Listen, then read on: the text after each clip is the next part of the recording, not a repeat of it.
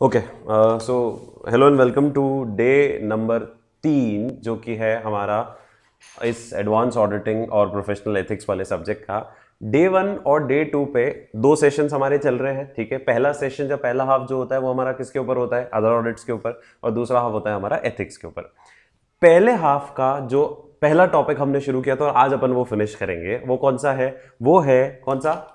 Corporate governance और audit committee. उसका revision जैसे ही ये चैप्टर फिनिश होता है एक बार अपन ओवरव्यू वापस पूरा ले लेंगे। ठीक है, मैं आपसे भी क्वेश्चंस पूछूंगा, आप लोग उसका आंसर कर लेना। ठीक है, जो 3-4 क्वेश्चंस इसके अंदर बचे हुए हैं वो अपने को कंप्लीट करने हैं, वो अपने को फिनिश करने हैं, तो अब अपन उसके ऊपर स्टार्ट कर रहे हैं। तो पहला क्वेश्चन जो आज का है, ठीक है, कल तक अपन ने क्या पढ़ लिया था? कल तक अपन ने 14th क्वेश्चन तक पढ़ लिया था, प्लस अपन ने एक लास्ट 21st क्वेश्चन भी पढ़ लिया। 21st क्वेश्चन कौन सा था?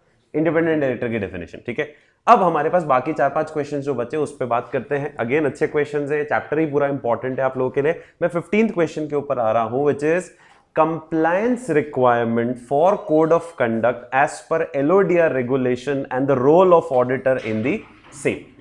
अब ये टॉपिक किसकी बात कर रहा है? ठीक है, ये टॉपिक आपको किसकी बात कर रहा है?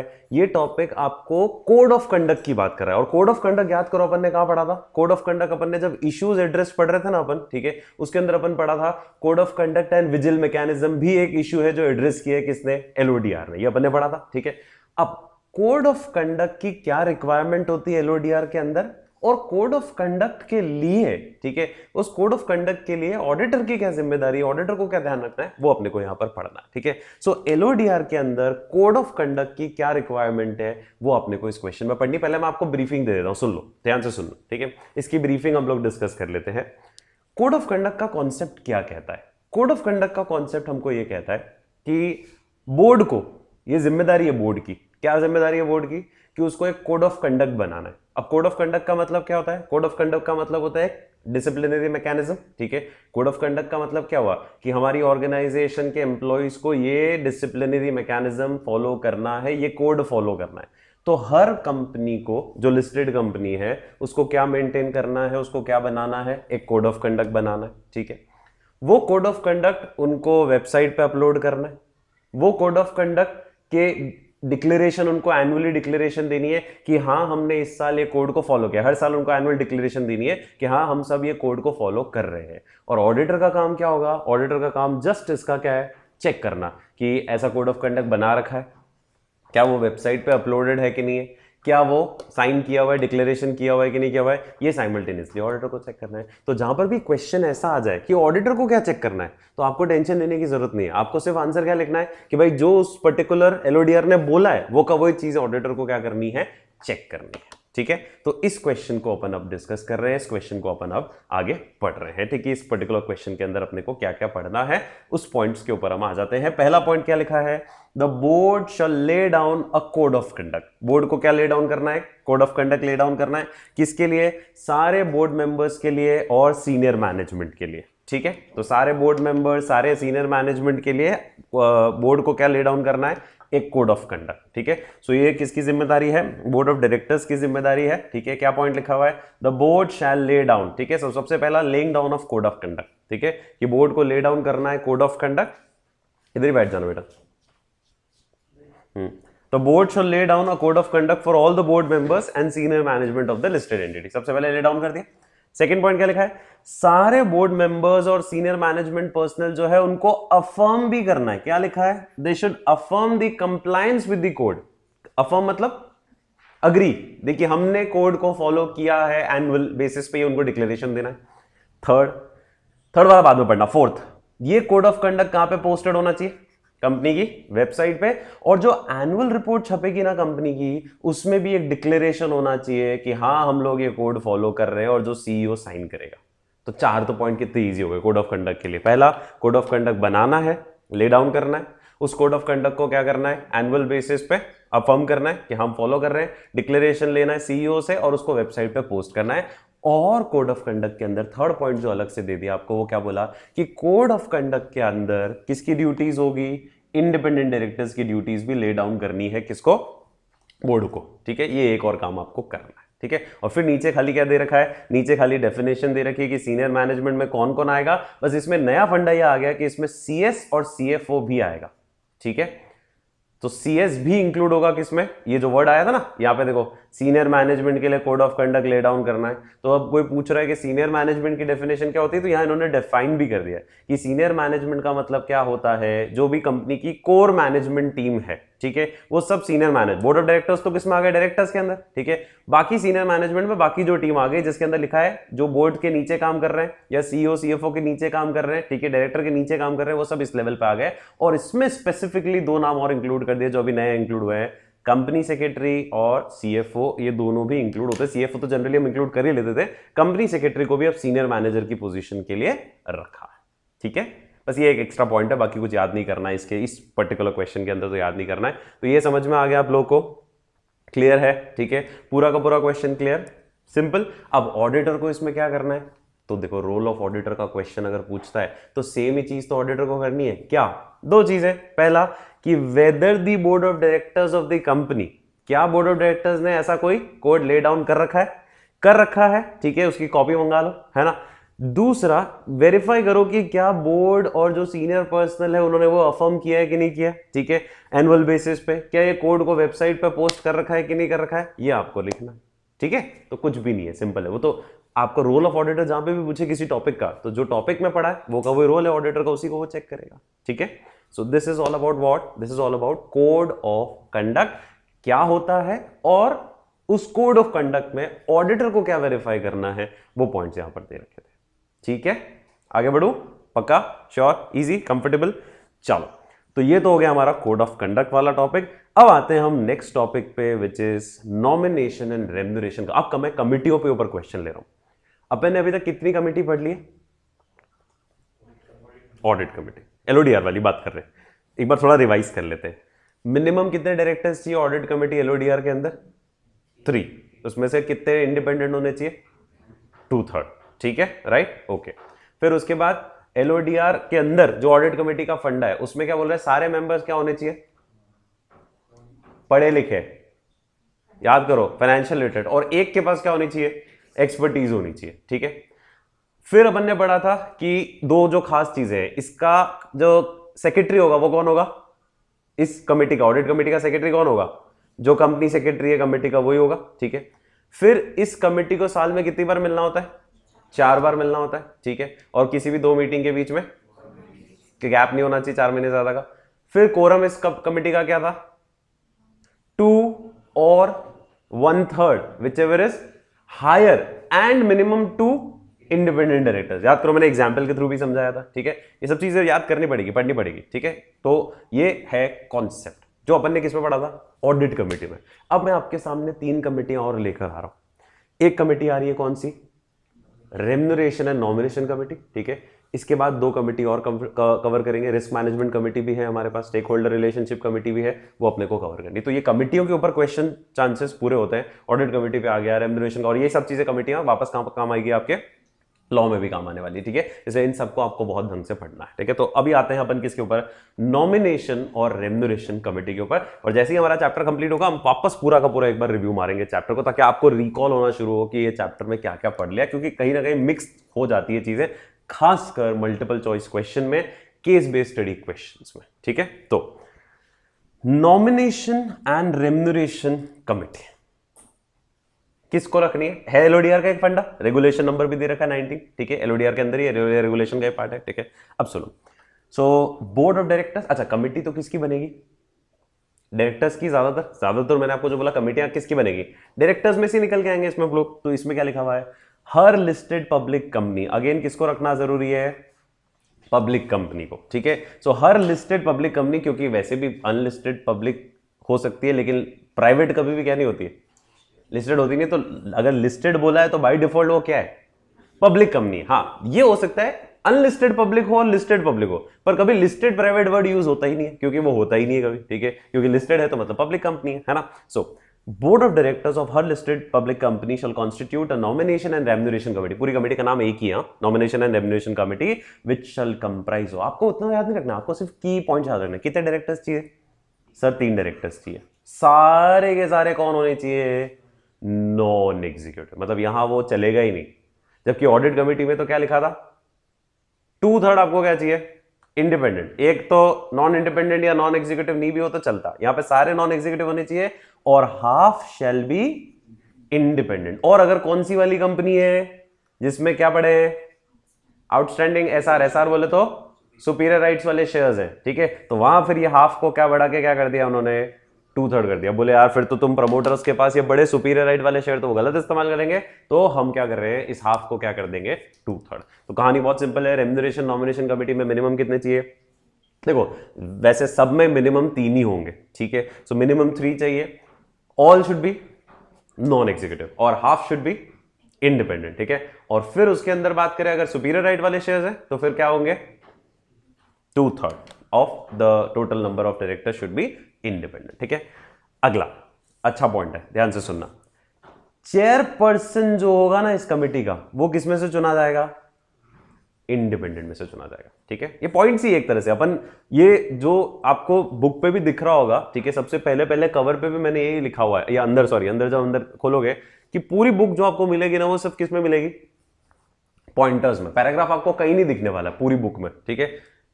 मॉड्यूल उठा के देखोगे पैराग्राफ मिलेगा, वहां पॉइंटर्स नहीं मिलेंगे आपको, ठीक है। बस ये टुकड़े कर रखे हैं, बाकी लैंग्वेज पूरी स्टडी मटेरियल जैसी ही है, ठीक है। अपन बहुत ज्यादा वेरिएशन नहीं कर सकते उसमें, हाँ अपन करना चाहें तो कर सकते, मैं बुक बनाते समय मैं नहीं कर सकता, तो बस उसको थोड़ा सा बाइफिकेट करा। तो अब ये जैसे पॉइंटर्स बना दिए ए, ठीक है, ऐसे पॉइंटर बना दिए। अब इसके अंदर वापस पॉइंट बना लो आप कि चेयरपर्सन जो होगा इसका वो कौन होना चाहिए, इंडिपेंडेंट होना चाहिए। अब एक बहुत अच्छा पॉइंट, कंफ्यूजन मत क्रिएट करना, बहुत सिंपल सा पॉइंट है। क्या लिखा है, it may be noted that the chairperson of the company, company का जो चेयरपर्सन है, मतलब बीओडी का जो चेयरपर्सन है, वो एग्जीक्यूटिव भी हो सकता है और वो नॉन एग्जीक्यूटिव भी हो सकता है, वो यहां पर मेंबर के रूप में अपॉइंट हो सकता है। मतलब उसके पास ऑप्शन है, किसके पास, चेयरपर्सन ऑफ द कंपनी के पास, कि वो यहां आके मेंबर बनना चाहे नॉमिनेशन कमेटी का। अभी ऊपर लिखा था 3 होने चाहिए, all should be non executive. अब चेयरपर्सन नॉन एग्जीक्यूटिव हो ही नहीं सकता, ज्यादातर केसेस में बहुत मुश्किल है कि नॉन एग्जीक्यूटिव होगा, एग्जीक्यूटिव ही होगा ज्यादातर केसेस में, क्योंकि फुल टाइम बंदे को ही चेयरपर्सन रखोगे आप। तो एग्जीक्यूटिव भी अगर वो है तो वो आ सकता है, ऑप्शन उसके पास है कि वो यहां पर आ सकता है, ठीक है। लेकिन बट वो क्या नहीं कर सकता, वो यहां का क्या नहीं बन सकता, चेयरपर्सन नहीं बन सकता। यहां का चेयरपर्सन तो कौन होना चाहिए, इंडिपेंडेंट डायरेक्टर। मैं वापस कहानी बता देता हूं अगर आपको कंफ्यूजन हुआ तो। देखो क्या लिखा है, ये कंपनी है और ये कंपनी के अंदर से निकली हुई कौन सी कमेटी है, नॉमिनेशन और रेम्यूनरेशन कमेटी, ठीक है। अब इसमें तो ये बोला था हमको क्या कि सर कितने मेंबर्स होने चाहिए, 3 डायरेक्टर होने चाहिए, और सारे के सारे डायरेक्टर्स जो हैं इसमें है वो सारे नॉन एग्जीक्यूटिव होने चाहिए। फाइन, ये हमारी कहानी थी, ठीक है। लेकिन एक ऑप्शन दिया है कि अगर कंपनी का चेयरपर्सन है कोई और उसका रोल यहां पर लगता है उसको कि है, तो वो यहां पर क्या नॉमिनेट हो सकता है, एज अ मेंबर नॉमिनेट हो सकता है, भले वो एग्जीक्यूटिव हो भले वो नॉन एग्जीक्यूटिव। मतलब ये वाली शर्त तो जो है वो तो रहेगी, ठीक है। अब वो भी आना चाहे, ठीक है, तो वो आ सकता है। मतलब एक तरह से यूं समझ लो कि 3 डायरेक्टर्स मिनिमम होने चाहिए, सारे नॉन एग्जीक्यूटिव होने चाहिए। अब मान लो यहां पर 5 डायरेक्टर्स है तो भी सारे नॉन एग्जीक्यूटिव होने चाहिए, ठीक है। अब ये आना चाहे तो यहां आ सकता है। अब हम ये सवाल करेंगे क्या सर कि सर वो 2 में हो सकता है कि नहीं हो सकता है, मतलब 2+1 हो सकता है कि नहीं हो सकता है। तो टेक्निकली तो 3 तो मिनिमम आपको चाहिए, तीनों के तीनों की शर्त पहले क्या लिखी हुई है, नॉन एग्जीक्यूटिव। तो ये मतलब बंदा कौन होगा, चौथा बंदा हो सकता है, ठीक है, जो वहां पर आएगा, ठीक है। वो एग्जीक्यूटिव भी हो सकता है, लेकिन वो इस एनआरसी का कभी भी क्या नहीं बन सकता, चेयरपर्सन। इसका चेयरपर्सन हमेशा कौन होगा, इंडिपेंडेंट डायरेक्टर, ठीक है। नॉन एग्जीक्यूटिव वाला भी नहीं, नॉन एग्जीक्यूटिव में से जो कौन है, इंडिपेंडेंट वाला बंदा है, वो ही आएगा, ठीक है। क्योंकि 2/3 या 1/2 ही चाहिए था ना इंडिपेंडेंट, तो एक जो नॉन इंडिपेंडेंट है पर नॉन एग्जीक्यूटिव है, वो यहां का चेयरमैन नहीं बन पाएगा, वो भी नहीं बन पाएगा। चेयरमैन हमेशा कौन होगा, इंडिपेंडेंट डायरेक्टर। क्लियर, तो टेंशन ही नहीं है, तो वो कवर भी हो जाएगा। हाँ, तो टेंशन ही नहीं है, ठीक है। तो कोई टेंशन नहीं है क्योंकि वो वैसे ही कवर हो रहा है, फिर वो प्रॉब्लम नहीं। पर वो भी चेयर तो नहीं कर पाएगा क्योंकि वो क्या नहीं होगा, इंडिपेंडेंट तो होगा ही नहीं वो, क्योंकि चेयरपर्सन है कंपनी का वो, ठीक है। सो वो चेयर नहीं कर पाएगा, मतलब उस कमेटी को चेयर नहीं कर पाएगा। बाकी वो कमेटी में इंक्लूड आराम से हो सकता है, कोई दिक्कत नहीं, ठीक है, फाइन। चल बढ़ू आगे, नेक्स्ट पॉइंट, कोरम। इसका देख लेते हैं। कोरम देखो क्या है, 2 और 1/3 whichever is greater. Normal quorum है जो उसमें भी था ऑडिट कमेटी में भी, लेकिन क्या लिखा है, एटलीस्ट वन इंडिपेंडेंट डायरेक्टर। तो यहां एक अच्छी बात है, क्या चाहिए, एक ही इंडिपेंडेंट चाहिए, जबकि हमने ऑडिट कमेटी में पढ़ा था 2 और 1/3 एंड 2 इंडिपेंडेंट, यहां 2 और 1/3 एंड 1 इंडिपेंडेंट। तो यहां टेंशन नहीं कि एक इंडिपेंडेंट और एक नॉन एग्जीक्यूटिव आ गया तो चल जाएगा, ठीक है, फाइन। अच्छा, अगली कहानी, इनको साल में सिर्फ कितनी बार मिलना है? क्यों एक ही बार क्यों मिलना है? क्योंकि इनको रेम्यूनरेशन तो एक ही बार डिसाइड करना है, नॉमिनेशन एक ही बार करना है, ठीक है, तो इनका काम एक ही बार। ऑडिट कमेटी को तो क्या सारे फाइनेंशियल स्टेटमेंट क्वार्टरली डिस्कस करने जरूरी है, इसलिए उनको रेगुलरली मीट करना जरूरी है, इनको एक बार ही मिलना है, ठीक है। आगे बढ़ते हैं अपन अब इसके अंदर। अच्छा, अब इसका क्या दे रखा है, रोल। वैसे ऐसे क्वेश्चंस कम आते हैं कि उस कमेटी का रोल बताओ, ऑडिट कमेटी का रोल फिर भी आ सकता है, ठीक है, इनके कोई चांसेस कम है। इनमें आता भी है ना तो थोड़ा सा आप मन से लिख लेना, ठीक है, मैं बता देता हूं पढ़ के तो आपको, पर याद मत करना, वापस जब रिवीजन करो दूसरी तीसरी बार तब इसको वापस देखने की जरूरत नहीं, कीवर्ड बता देता हूं। वैसे आप बोलो, बिंदास बोलो, सोचो, नॉमिनेशन कमेटी और रेम्यूनरेशन कमेटी वालों का काम क्या होगा, है ना। अब इसको यहां क्या कर रखा है, नॉमिनेट करना और रेम्यूनरेशन डिसाइड करना। अब इसको यहां क्या कर रखा है, 6 पॉइंट्स पे टुकड़े कर रखे। और आपने जो बोला ना अभी कि सर नॉमिनेट करना है और रेम्यूनरेट करना है, यही आपको यहां दिखा देता हूं मैं। तो आपको जो वर्ड्स याद रह जाए वो याद कर लो बस, इसको ज्यादा टाइम खराब मत करना, इसको बहुत ज्यादा याद करने में, ठीक है। सो देखो, आपने अभी बोला सर क्या करना है, नॉमिनेशन देना है कि इसको हम नॉमिनेट करेंगे। तो नॉमिनेशन के लिए ये जो कमेटी होती है ना, ये क्या करेगी पता है, क्राइटेरिया बता देगी कि मिनिमम ये क्वालिफिकेशन वाला बंदा होना चाहिए, क्राइटेरिया ये बता देगी। ये मिनिमम इसका क्या फंडा, मतलब ये मिनिमम इसकी क्या होनी चाहिए, एजुकेशनल क्वालिफिकेशन होनी चाहिए, या ये एक्सपर्ट होना चाहिए इस फील्ड में मिनिमम, तभी हम क्या करेंगे, इसको यहां पर नॉमिनेट करेंगे, बाकी ये नॉमिनेशन के लिए एलिजिबल नहीं होगा। तो ये काम किसका है, नॉमिनेशन कमेटी का। तो पहले 2 point, formulation of criteria. Criteria for what, for determining qualification, attribute समझते हो, फीचर्स, कि उस बंदे में क्या फीचर्स होने चाहिए, क्या क्वालिटीज होनी चाहिए, वो इंडिपेंडेंट होना चाहिए, ये बता देगा।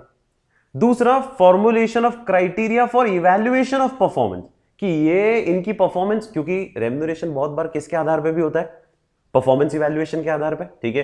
तो ये क्राइटेरिया भी ये बता देंगे कि इस आधार पे आपका परफॉर्मेंस क्या किया जाएगा, नापा जाएगा, ठीक है। कि हमने बता दिया कि आपको हम अपॉइंट तो कर रहे हैं, लेकिन आपका रेम्यूनरेशन जो है आपकी परफॉर्मेंस इवैल्यूएशन के बेसिस पे, अगर आपकी परफॉर्मेंस नापी जाएगी इस बेसिस पे, आउटपुट के बेसिस पे, कि प्रॉफिट्स के बेसिस पे, वो ये लोग क्राइटेरिया फिक्स कर सकते हैं। फिर देखो, devising a policy on board की डाइवर्सिटी। डाइवर्सिटी मतलब कितने वुमेन कितनी होंगी, मेल कितने होंगे, है ना। ये एक्स्ट्रा तो कर ही सकते हैं ना भाई, जो रिक्वायरमेंट थी कल अपन ने जो पढ़ी, क्या कि 1 वुमेन डायरेक्टर चाहिए, ये बोले नहीं हमारे हम पॉलिसी बना रहे 2 चाहिए हमारे यहाँ, तो कर सकते हो, कोई दिक्कत नहीं, लॉ को तो और अच्छे से कर ही सकते हो ना। तो ये पॉलिसी ये बनाएंगे। नॉमिनेशन करना है ना, इनका काम क्या है, नॉमिनेशन सेट करना, कंपोजिशन सेट करना, एक तरह से समझ लो, ठीक है। तो बोर्ड की डाइवर्सिटी क्या रखनी है, कितने मेल रखने, कितने फीमेल रखने, एग्जीक्यूटिव रखने नहीं रखने, उसके लिए पॉलिसी बना सकते हैं, ठीक है। जो लॉ बोल रहा है वो तो फॉलो करना ही करना है, लेकिन उसके बाद ये एडिशनल अपनी पॉलिसी बना सकते हैं, ठीक है। तो ये पॉलिसी ये बनाएंगे। अगला, आइडेंटिफाई करना persons who are qualified again to become a director and who may be appointed in the senior management, ठीक है। तो कौन बंदा क्राइटेरिया के हिसाब से सेट हो रहा है, उसको आइडेंटिफाई करना इनका काम है, ठीक है। फिर अगला, क्या एक्सटेंड करना है, कंटिन्यू करना है उसका अपॉइंटमेंट का term on the basis of वही परफॉर्मेंस इवैल्यूएशन, ठीक है, कि हमने उसकी परफॉर्मेंस इवैल्यूएट करी, अच्छा कर रहा है उसको एक्सटेंड कर दो, ये नॉमिनेशन कमेटी और रेम्यूनरेशन कमेटी का काम है। और लास्ट पॉइंट है वही, कौन सा वाला, रेम्यूनरेशन। तो रेम्यूनरेशन वाला पॉइंट सिर्फ लास्ट में, बाकी सब नॉमिनेशन कमेटी का काम है, मतलब एक ही कमेटी है पूरी, nomination and remuneration committee. So recommend करना बोर्ड को remuneration payable to senior management. आपको याद करने का तरीका मैं बताया था, बहुत सिंपल है। आप सोचो, अगर आप नॉमिनेशन कमेटी में होते, आपको बोला आप ही को चुनना है, आप ही को उसका रेम्यूनरेशन डिसाइड करना, तो सबसे पहले आप सोचते, ये क्राइटेरिया सबसे पहले मैं सेट कर देता हूं कि मुझे किसको चुनना है, उसकी क्वालिफिकेशन क्या होगी, क्या एट्रीब्यूट्स होंगे, वो इंडिपेंडेंस का क्राइटेरिया भी आप बता दोगे कि अगर तेरे शेयर्स हैं ऑलरेडी तो तू लायबल एलिजिबल नहीं होता, जैसे ऑडिटर की क्वालिफिकेशन और इंडिपेंडेंस वाला फंडा होता है, वैसे यहां पर आप बता दो, ठीक है। फिर आप क्राइटेरिया बता दो कि उसकी परफॉर्मेंस को कैसे नापा जाएगा, ये 2 हो गए। फिर आप 4th पॉइंट पे आ जाओ, फिर आपने जो क्राइटेरिया बनाया था फर्स्ट पॉइंट में, उसके हिसाब से कौन कौन बंदे एलिजिबल है उनको आइडेंटिफाई करो। फिर 5th पॉइंट पे आ जाओ, सेकंड पॉइंट में आपने क्या सेट किया था, परफॉर्मेंस इवैल्यूएशन का क्राइटेरिया। उस परफॉर्मेंस इवैल्यूएशन के क्राइटेरिया के आधार पे आप डिसाइड करो कि इसको एक्सटेंड करना है कि कंटिन्यू करना है कि नहीं करना है। तो 1 2 जुड़े हुए, 4-5 जुड़ा हुआ हो गया, ठीक है। रेम्यूनरेशन वाला पॉइंट अलग ही हो गया, ठीक है। और सबसे पहला पॉइंट आप ये दिमाग में सेट कर सकते हो कि मैं क्राइटेरिया सेट करने से पहले भी क्या सेट करूंगा, क्या मुझे बोर्ड में क्या डाइवर्सिटी रखनी है, मतलब भिन्नता कितनी रखनी है, मुझे कितने मेल चाहिए होंगे, कितनी फीमेल चाहिए, एजेड वाले चाहिए, क्या लेस एजेड वाले चाहिए, यंग चाहिए, क्या चाहिए, वो डाइवर्सिटी आप सेट कर सकते हो, ठीक है। उसके बाद आप क्राइटेरिया सेट करोगे, क्राइटेरिया क्वालिफिकेशन का, क्राइटेरिया परफॉर्मेंस इवैल्यूएशन का, ठीक है। फिर उस जो क्राइटेरिया आपने सेट किया है क्वालिफिकेशन का, उसके आधार पर पर्सन को आइडेंटिफाई करोगे, ठीक है। फिर जो आपने परफॉर्मेंस इवैल्यूएशन का क्राइटेरिया सेट किया, उसके आधार पर डिसाइड करोगे कि एक्सटेंड करना है कि नहीं करना है। And the last point is remuneration propose करोगे बोर्ड को, ठीक है, कि इतना रेम्यूनरेशन अपने को देना चाहिए सीनियर मैनेजमेंट को। सो दिस इज द कॉन्सेप्ट। समझ में आया? पक्का? श्योर?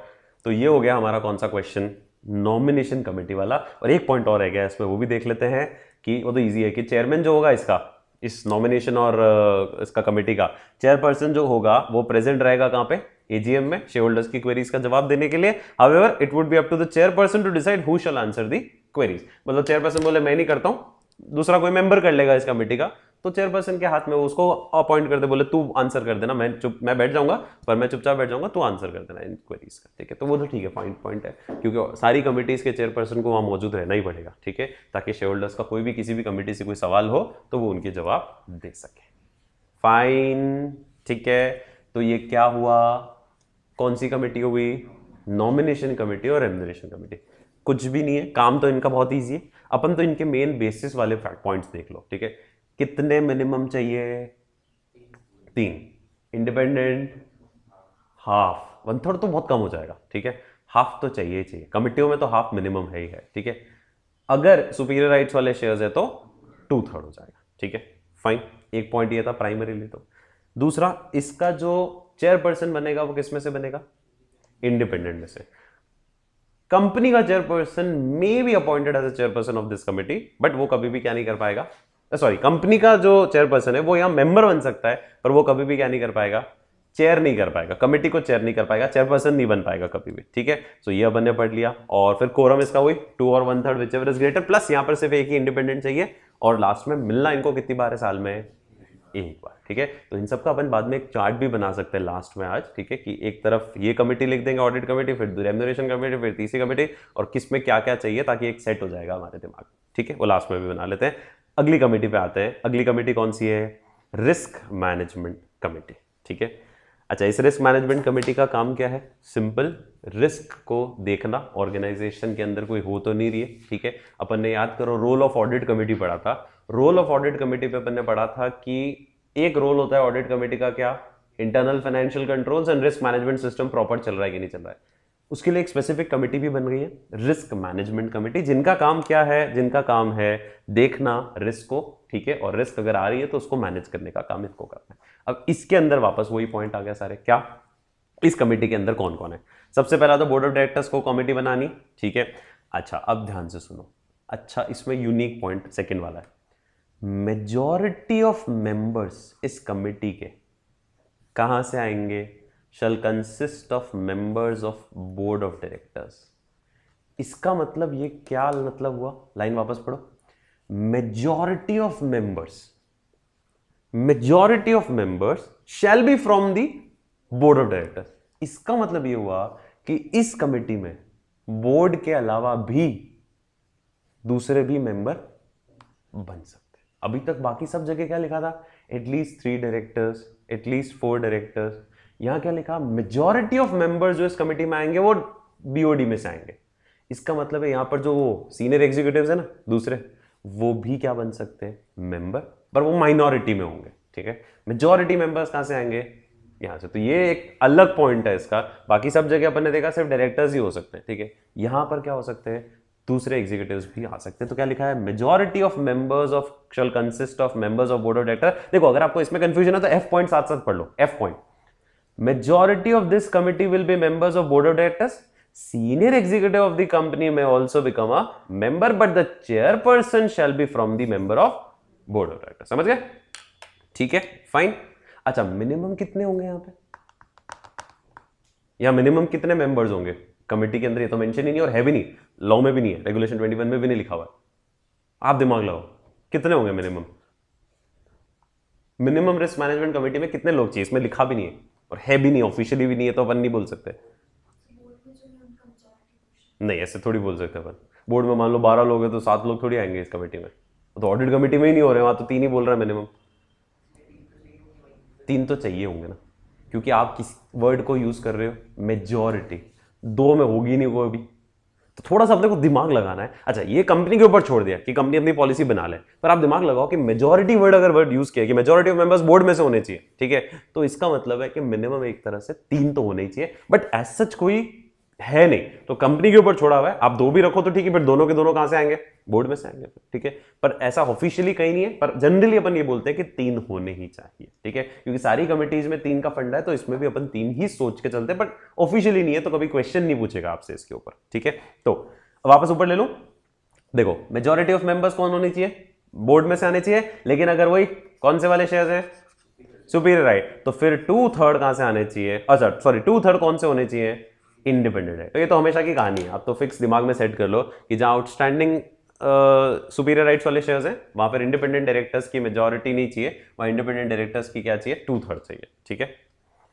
अगला पॉइंट, चेयरपर्सन जो होगा वो कहां से आएगा, ये अभी नीचे पढ़ा ही वैसे भी अपन ने, वो बोर्ड वाले में से ही आएगा, ठीक है। तो chairperson shall be a member of the board of directors, and जो सीनियर एग्जीक्यूटिव्स हैं वो बाकी मेंबर्स बन सकते हैं, वो चेयरपर्सन नहीं बन सकते, वो मेंबर्स बन सकते हैं। वो नीचे वाले पॉइंट में वैसे भी, इस एफ पॉइंट में सब क्लियर है, इस स्लाइड में वैसे ही क्लियर है, तो मतलब अभी ये नहीं भी पढ़ो तो चलेगा। फोर्थ, बोर्ड ऑफ डायरेक्टर्स का काम क्या है, तो ठीक है छोड़ सकते हो। ई पॉइंट, इस प्रोविजन को एप्लीकेबल सिर्फ किस पे करना है, टॉप 100 पे। तो रिस्क मैनेजमेंट कमेटी मतलब किसको चाहिए, टॉप 100। ये सब छोटे छोटे पिचके से क्वेश्चन जो मल्टीपल चॉइस क्वेश्चंस में काम आते हैं, और वहां पर हम इनको स्किप नहीं कर सकते, क्योंकि हमारा पूरा 1 नंबर या 2 नंबर इसके ऊपर टिका हुआ होता है क्वेश्चन के ऊपर, ठीक है। और वहां कंफ्यूजन होगा ही होगा, तो आपको पहले से ही दिमाग में एक पॉइंटर्स दिमाग में सेट करने पड़ेंगे, या लास्ट में अपन और उसका ब्रीफिंग तैयार कर लेते हैं। आप खुद अपने ब्रीफिंग तैयार कर लो, मतलब अदर ऑडिट्स के नोट आप तैयार कर लो, बाकी तो नोट सब रेडी है, इसमें आपको कोई वापस बनाने की जरूरत नहीं, लेकिन इसको थोड़ा सा कंप्रेस करना जरूरी है, क्योंकि इसको मैं बहुत ज्यादा कंप्रेस करके आपको नहीं पढ़ा सकता। जैसे मैंने आपको कल भी बोला था कि अपन इसको एक बार इलैबोरेटिव पढ़ेंगे, ठीक है, फिर आप इसको कंप्रेस करना शुरू कर सकते हो, ठीक है। तो ये हो गया कवर कंप्लीट। तो इसमें 4 बातें याद करनी है। पहली बात, रिस्क मैनेजमेंट कमेटी में खासियत यह है कि यहां पर हमको क्या करना होता है, मिनिमम कितने चाहिए नहीं मेंशन्ड है, पर यह मेंशन्ड है कि मेजॉरिटी मेंबर्स बोर्ड में से आने चाहिए। अच्छा, उससे भी पहले एक खास बात, यहां पर सीनियर एग्जीक्यूटिव्स भी आ सकते हैं, ये इकलौती ऐसी कमेटी है जहां सीनियर एग्जीक्यूटिव्स भी आ सकते हैं, ठीक है। पर मेजॉरिटी किसकी होनी चाहिए, बोर्ड की, और आउटस्टैंडिंग राइट्स वाले हैं तो 2/3 फिर कौन होने चाहिए, इंडिपेंडेंट डायरेक्टर्स, ठीक है। बाकी इंडिपेंडेंट का कोई क्राइटेरिया नहीं था ऊपर, ठीक है, पर आउटस्टैंडिंग सुपीरियर राइट्स वाले में क्राइटेरिया है ना। दूसरी बात, इस पर्टिकुलर जो कमेटी है चेयरपर्सन उसका बोर्ड वाले मेंबर में से बनेगा, सीनियर एग्जीक्यूटिव वाले में से नहीं बनेगा, ठीक है। और ये रिक्वायरमेंट सिर्फ टॉप 1000 लिस्टेड एंटिटीज के, 100 लिस्टेड एंटिटीज के लिए ही है। और वो कैसे निकालते हैं top 100, market cap immediately preceding financial year का, उसके बेसिस पे निकालना होता है, ठीक, फाइन। अगली कमेटी कौन सी है, स्टेक होल्डर रिलेशनशिप कमेटी, ठीक है। अब इसकी बात कर लेते हैं। अब ये कमेटी क्या है, नाम से भी क्लियर है, और ये मैंने आपको तब भी बताई थी जब अपन इंफॉर्मेशन टू शेयर होल्डर वाला क्वेश्चन पढ़ रहे थे। तब क्या पढ़ा था कि शेयर होल्डर्स के लिए, अच्छे के लिए आपको ये 4 काम करने होते हैं। एक तो वो डायरेक्टर का अपॉइंटमेंट रीअपॉइंटमेंट जब भी हो रहा होता है तब आपको उसकी डिटेल्स बतानी पड़ती है। दूसरा अपन ने पढ़ा था कि जब भी शेयर होल्डर को कोई दिक्कत आ रही है, एक तो क्वार्टरली रिजल्ट्स वाला था, फिर एक शेयर होल्डर्स को कोई दिक्कत आ रही है तो क्या बननी चाहिए, ये वाली कमेटी, कौन सी, स्टेक होल्डर रिलेशनशिप कमेटी, या इन्वेस्टर ग्रीवियंस कमेटी भी बोलते हैं कभी कभी उसको। अब उसका कॉन्स्टिट्यूशन आ रहा है, ठीक है। इन पे क्वेश्चंस डिटेल में बहुत ज्यादा भी आए तो भी कोई दिक्कत नहीं, क्योंकि हमारे दिमाग में अगर एक बार सेट हो गया कभी नहीं भूलोगे, ऐसी कमेटी वाले क्वेश्चंस कभी नहीं भूलते हम लोग, ठीक है। सो क्या लिखा है, ये कमेटी क्यों बनानी है, to specifically look into the various aspects of share holders, debenture holders, other security holders, ठीक है। ये तो कमेटी का ऑब्जेक्टिव है। अब हमारे काम की चीज, चेयरपर्सन जो होगा इस कमेटी का वो कहां से आएगा, तो सच्ची बात है ना, शेयर होल्डर की कमेटी बन रही, शेयर होल्डर के फायदे के लिए, और वहां अगर एग्जीक्यूटिव बंदा अगर चेयर करेगा उस कमेटी को तो वो कभी दिखाएगा ही नहीं इंटरेस्ट उनके प्रति, ठीक है। तो ये तो नॉन एग्जीक्यूटिव भी होना चाहिए। फिर at least 3 directors, minimum quorum, minimum कितने चाहिए, 3 डायरेक्टर विथ एटलीस्ट 1 इंडिपेंडेंट, ठीक है। और वही आउटस्टैंडिंग है तो फिर 2/3 जो होने चाहिए वो क्या होने चाहिए, इंडिपेंडेंट। बाकी नॉर्मल रिक्वायरमेंट क्या है, 1 इंडिपेंडेंट, और अगर क्या है आउटस्टैंडिंग सुपीरियर राइट तो 2/3। तो ये तो दिमाग में सेट कर ही लो, ठीक है। नेक्स्ट, चेयरपर्सन जो होगा वो एजीएम में मौजूद रहेगा, ठीक है, नॉर्मल पॉइंट है ना। फिर ये इनको मिलना है साल में एक बार, okay, once in a year. फिर इस कमेटी का रोल क्या है, मैं रोल बहुत ज्यादा नहीं पढ़ रहा हूं, आप एक बार रीड मार लो जल्दी से कि एक तो इनको क्या करना है, जो शेयर होल्डर्स को इनको सबको दिक्कत हो रही है उसको रिजॉल्व करना है। तो एक तो काम इसका क्या है, resolving the grievances, complaints, grievances जो भी आ रही है, एनुअल रिपोर्ट नहीं मिली शेयर होल्डर को, डिविडेंड डिक्लेयर हो गया लेकिन उस तक पहुंचा नहीं, उसको सर्टिफिकेट नहीं दिया आपने, मीटिंग का नोटिस नहीं मिला, ये सॉल्व करना है इनको। दूसरा, रिव्यू करना है इस कमेटी को जो मेजर्स लिए, किसके लिए, शेयर होल्डर्स का वोटिंग राइट। शेयर होल्डर्स अपने वोटिंग राइट बहुत अच्छे से एक्सरसाइज कर रहे हैं कि नहीं कर रहे हैं, उनमें धांधली तो नहीं हो रही है, उसमें गड़बड़ तो नहीं हो रही है, उसको ये लोग रिव्यू करेंगे क्योंकि शेयर होल्डर के फायदे के लिए बनी है कमेटी, ठीक है। Third, adherence to service standard, जैसे शेयर ट्रांसफर एजेंट्स को काम दे रखा है कि आप शेयर ट्रांसफर आप संभालना है ना, अब वो शेयर ट्रांसफर एजेंट जो है समय समय पे ट्रांसफर्स नहीं कर रहा है, एक्स से वाई को ट्रांसफर करना था वो नहीं कर पा रहा है, तो जो स्टैंडर्ड मेंटेन कर रखे थे कि हम आपको ये सर्विसेज देंगे जब कंपनी ने शेयर इशू किए थे, वो नहीं दे रही है। फिर review of various measures and initiatives taken for reducing the quantum of unclaimed dividend and ensuring timely receipt of dividend warrant annual report, मतलब कदम क्या उठाए हैं कंपनी ने क्या करने के लिए कि एनुअल रिपोर्ट समय पे पहुंच जाए, डिविडेंड समय पे मिल जाए, उसके मेजर्स को आपको रिव्यू करना। मतलब शेयर होल्डर के लिए सबसे पहला क्या काम करना है, आपको कंप्लेंट्स को रिड्रेस करना है। फिर अगर उनके वोटिंग राइट्स को इफेक्टिवली किस तरह से एक्सरसाइज कर रहे हैं उसके लिए मेजर्स क्या है वो देखना है। फिर तीसरा, आपको ये चेक करना है कि जो स्टैंडर्ड आपने फिक्स कर रखे थे कि जो भी आप सर्विसेज दोगे शेयर ट्रांसफर से रिलेटेड, वो स्टैंडर्ड आप फुलफिल कर रहे हो कि नहीं कर रहे हो, ठीक है भाई, आपने प्रॉमिस कर रखे थे वो प्रॉमिसेस फुलफिल कर रहे हो कि नहीं कर रहे हो। और चौथा पॉइंट क्या है कि आपको क्या करना है, जो भी मेजर्स और इनिशिएटिव्स लिए गए क्या करने के लिए, इन सबको कम करने के लिए, ये दिक्कतें ना हो उसके लिए, टाइम पे डिविडेंड मिल जाए, ठीक है, टाइम पे एनुअल रिपोर्ट मिल जाए, उसके लिए जो मेजर्स लिए उनको भी आपको रिव्यू करना है। ये सारा काम किसका है, ये सारा काम है स्टेक होल्डर रिलेशनशिप कमेटी का। फाइन, ठीक है, तो स्टेक होल्डर रिलेशनशिप कमेटी का ये कॉन्सेप्ट हो गया। रेगुलेशन नंबर नहीं दे रखा है उसमें, रेगुलेशन नंबर मैं चेक करके आपको बता दूंगा, ठीक है, रेगुलेशन नंबर क्या है वो मैं आपको चेक करके बता दूंगा। रेगुलेशन नंबर पे क्वेश्चन नहीं आएंगे, ठीक है, और याद नहीं करना है, जहां आपको सेक्शन और कुछ याद करना हो, कल मुझसे पूछ भी रहे थे आप, है ना, कि क्या याद करना है, याद करना है आपको नंबर्स में अगर बात करें, ठीक है, रेगुलेशन पे क्वेश्चन नहीं आएगा, इस रेगुलेशन पे तो नहीं आएगा। याद करना आपको क्या है, एथिक्स के सारे क्लॉजेस वो सारे याद करने, उस पर क्वेश्चन आते, कंपनी ऑडिट के सारे सेक्शंस 10 सेक्शन है वो 10 के 10 याद करने, ठीक है, कारों के सारे क्लॉजेस, ठीक है, कारो अगर 16 एप्लीकेबल है तो अभी वाले क्लॉजेस, और नया आ गया तो बाद वाले क्लॉजेस, ठीक है, ऐसे के सारे नंबर, ठीक है, ये 4 चीजें याद करनी है आपको। नंबर्स में अगर कहीं कंफ्यूजन ये क्वेश्चन आ जाए तो, ठीक है, बाकी इनमें रेगुलेशंस पे और एक वो टैक्स ऑडिट के सारे के सारे क्लॉजेस, ठीक है, वो कभी जीवन में याद नहीं होंगे, ठीक है, पर वो भी एक क्वेश्चन होता है जो एमसीक्यू में आ जाता है कि ये टॉपिक कौन से क्लॉज के सब क्लॉज के सब पॉइंट में दे रखा है, ठीक है, वहां थोड़ा सा कंफ्यूजन होता है, वो एक पॉइंट और है जो याद करना है, करेंगे वो सब बाद में करेंगे। रेगुलेशन नंबर पे क्वेश्चन आएगा, फिर भी मैं इसका रेगुलेशन आपको बता दूंगा, ठीक है, अपन देख के बता देंगे इसको, ठीक है, आगे बढ़े, चलो। अब अगला क्वेश्चन तो दम नहीं है, रीड कर लेते हैं, भली कोई दम नहीं है बाकी इस क्वेश्चन में, फिर उसके बाद वाला क्वेश्चन वापस अच्छा है।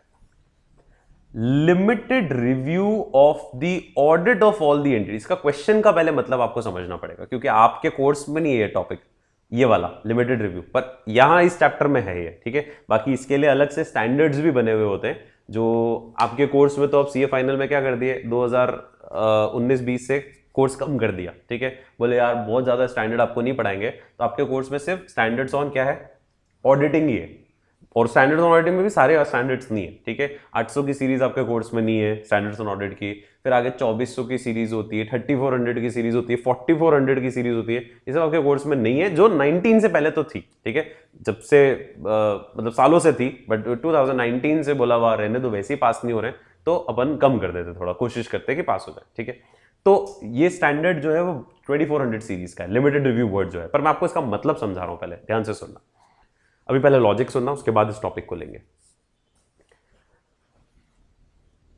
आपने ये देखा है कि, और मैंने आपको शायद फर्स्ट डे पे ये भी बताया था कि लिस्टेड कंपनियों के लिए मैंडेटरी होता है कि वो क्वार्टरली रिजल्ट्स भी अपलोड करें, और क्वार्टरली रिजल्ट्स भी पब्लिश करे। जिस एरिया में आपका रजिस्टर्ड ऑफिस है वहां के न्यूज़पेपर में तो पब्लिश करना ही होता है, ठीक है। तो अब जब क्वार्टरली रिजल्ट्स आ रहे हैं तो क्वार्टरली रिजल्ट्स चेक्ड आने चाहिए कि छाप दो जो आपको छापना है, चेक होने चाहिए। अब सवाल मेरा आप लोगों से ये, ऑडिटर जो मौजूद है वहां पर वो उसकी ऑडिट करेगा क्या क्वार्टरली की, और फिर अखबार में छपेंगे क्वार्टरली ऑडिटेड फिगर्स, पर बिना चेक किए कैसे छाप सकते हो? आप तो कुछ भी छाप दोगे, फिर तो मैनेजमेंट कुछ भी छाप देगा क्वार्टरली रिजल्ट्स में, अनऑथेंटिकेटेड तो हो नहीं सकता वो। चेक्ड एंड फाउंड करेक्ट तो वर्ड यूज हो ही नहीं सकता, करेक्ट वर्ड तो यूज कर ही नहीं सकता ऑडिटर कभी, करेक्ट तो आना ही नहीं है। फेयर हो सकता है, ठीक है, लेकिन नेवर बी वर्ड करेक्ट। और ऑफिशियली सीए के सिग्नेचर होते भी उस क्वार्टरली रिपोर्ट्स के ऊपर, क्योंकि बाकी कौन मानेगा उस फिगर को। तो वो वर्ड आता है रिव्यू वर्ड आता है, उसको बोलते हैं क्या, review. Reviewed quarterly financial statement, auditor has reviewed दो statements, auditor has not audited. Audited की एश्योरेंस लेवल हाई होती है, रिव्यू की एश्योरेंस लेवल लो होती है, ठीक है। तो मैंने रिव्यू किया है, मैं ऑडिट नहीं कर रहा। तो हर क्वार्टर की क्या होती है, रिव्यू होगी। फिर आगे की कहानी सुनो, एनुअल की क्या होगी, ऑडिट होगी, और फिर एनुअल की क्या होती है, फिर से रिव्यू। कहानी इंटरेस्टिंग है, देखो इधर देखो, चार्ट पर देखो, क्वार्टर की क्या होगी, रिव्यू। एनुअल की क्या होगी, ऑडिट, और एनुअल की क्या होगी, रिव्यू। अब मेरा सवाल एक और आ रहा है आपके सामने, और आपका बहुत इजी सा लॉजिक सेट करना है। ये कौन करेगा, जो स्टैट्यूटरी ऑडिटर है वही करेगा। ये कौन करेगा, जो स्टैट्यूटरी ऑडिटर है वही करेगा। ये कौन करेगा, ये कोई दूसरा ऑडिटर, दूसरा प्रैक्टिशनर करेगा, क्योंकि मैंने ही क्या करी और मैं ही वापस रिव्यू कर रहा हूं उस चीज को, तो उसका तो कोई लॉजिक ही नहीं है ना। ये तो ठीक है, क्योंकि मैं क्वार्टरली ऑडिट नहीं कर सकता, मैं कर तो रहा हूं, मैं चेकिंग तो कर रहा हूं, पर मैं ये नहीं लिख सकता कि मैं क्वार्टरली ऑडिटेड स्टेटमेंट्स इशू कर रहा हूं। तो मैं क्वार्टरली रिव्यू माइक को करनी है, एनुअल ऑडिट ये मेरा काम है, लेकिन ये काम तो किसका होगा, किसी और प्रैक्टिशनर का। अगर ऐसा लिस्टेड कंपनीज में करना जरूरी होता है कि आपको एनुअल रिव्यू करवानी होती किसी और प्रैक्टिशनर से। फाइन, ठीक है, लॉजिक समझ में आ गया।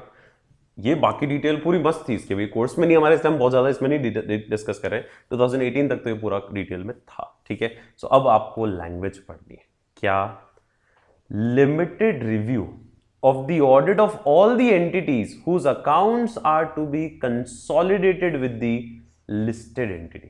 अब मान लो कोई एंटिटी ऐसी है, जैसे मैं वापस एग्जांपल ले लो, एक्स लिमिटेड एक लिस्टेड कंपनी है और वाई लिमिटेड उसकी क्या है, सब्सिडरी है, और वाई लिमिटेड के खाते एक्स लिमिटेड के अंदर क्या होने वाले, कंसोलिडेट। तो उन एंटिटियों की भी क्या होगी, रिव्यू होगी। और कहानी बहुत सिंपल लिखी हुई है, देखो क्या लिखा हुआ है, जो स्टैट्यूटरी ऑडिटर है ना, किसका, लिस्टेड कंपनी का, वो एक बार रिव्यू करेगा किसकी, audit of all the entities और all the companies whose accounts are to be consolidated with the listed entity. मतलब कहानी यहां ये है, देखो ये वाली तो कहानी समझ में आ गई आपको, ये तो मैंने नॉलेज के लिए बता दिया आपको। अभी यहां पर टॉपिक क्या है, अभी टॉपिक ये है कि एक्स लिमिटेड जिसका ऑडिटर है मिस्टर ए, वाई लिमिटेड जो उसकी सब्सिडरी जिसका ऑडिटर कौन है, मिस्टर बी, दोनों अलग अलग हो सकते हैं ना, कोई दिक्कत थोड़ी है, ठीक है।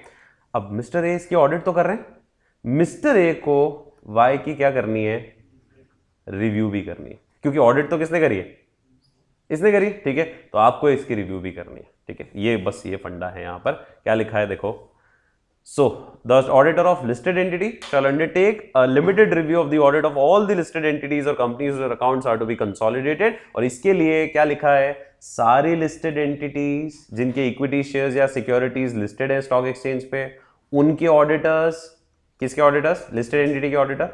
फिर एंटिटी जिनके खाते कंसोलिडेट होने मतलब सब्सिडरी, और सब्सिडरी के ऑडिटर्स को ये सारे प्रोसीजर फॉलो करने पड़ेंगे जो प्रोसीजर प्रिस्क्राइब्ड होंगे इस लिमिटेड रिव्यू के लिए। मतलब किसको ध्यान रखना है, एक्स लिमिटेड को, उसके ऑडिटर को, वाई लिमिटेड को क्योंकि उसके खाते कंसोलिडेट होने वाले, और उसके ऑडिटर्स को ध्यान रखना है कि ऐसा काम होगा।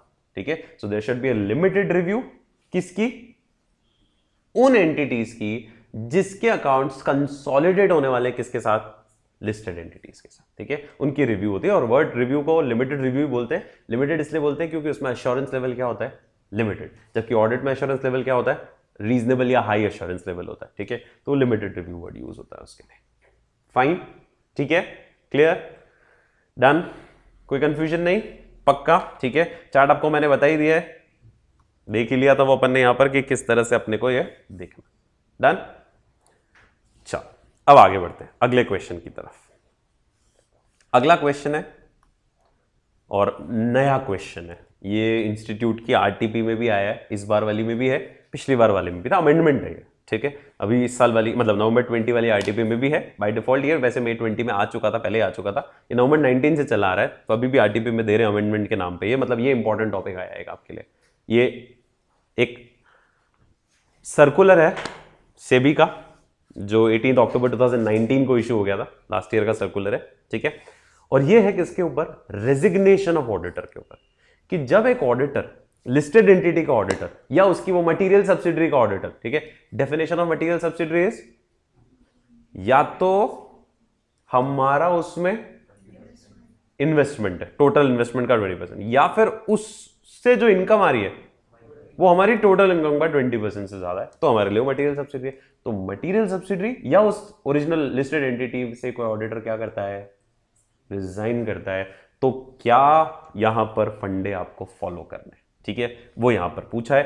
पहली शर्त तो बहुत सिंपल है कि जब भी ऑडिटर क्या करता है, रिजाइन करता है, इन कंपनियों को क्या करना है, डिस्क्लोज करना है। किसको, सेबी को। क्या डिस्क्लोज करना है कि उसने क्यों रिजाइन किया, वही लिस्टेड एंटिटी को बताना है, किसको, सॉरी सेबी को नहीं, किसको बताना है, स्टॉक एक्सचेंज को। ठीक है, कि जिस भी आप स्टॉक एक्सचेंज में रजिस्टर्ड हो ना, वहां आप ये बताओगे कि ऑडिटर ने रिजाइन कर दिया, और ये काम कितने दिन में करना है, नॉट लेटर देन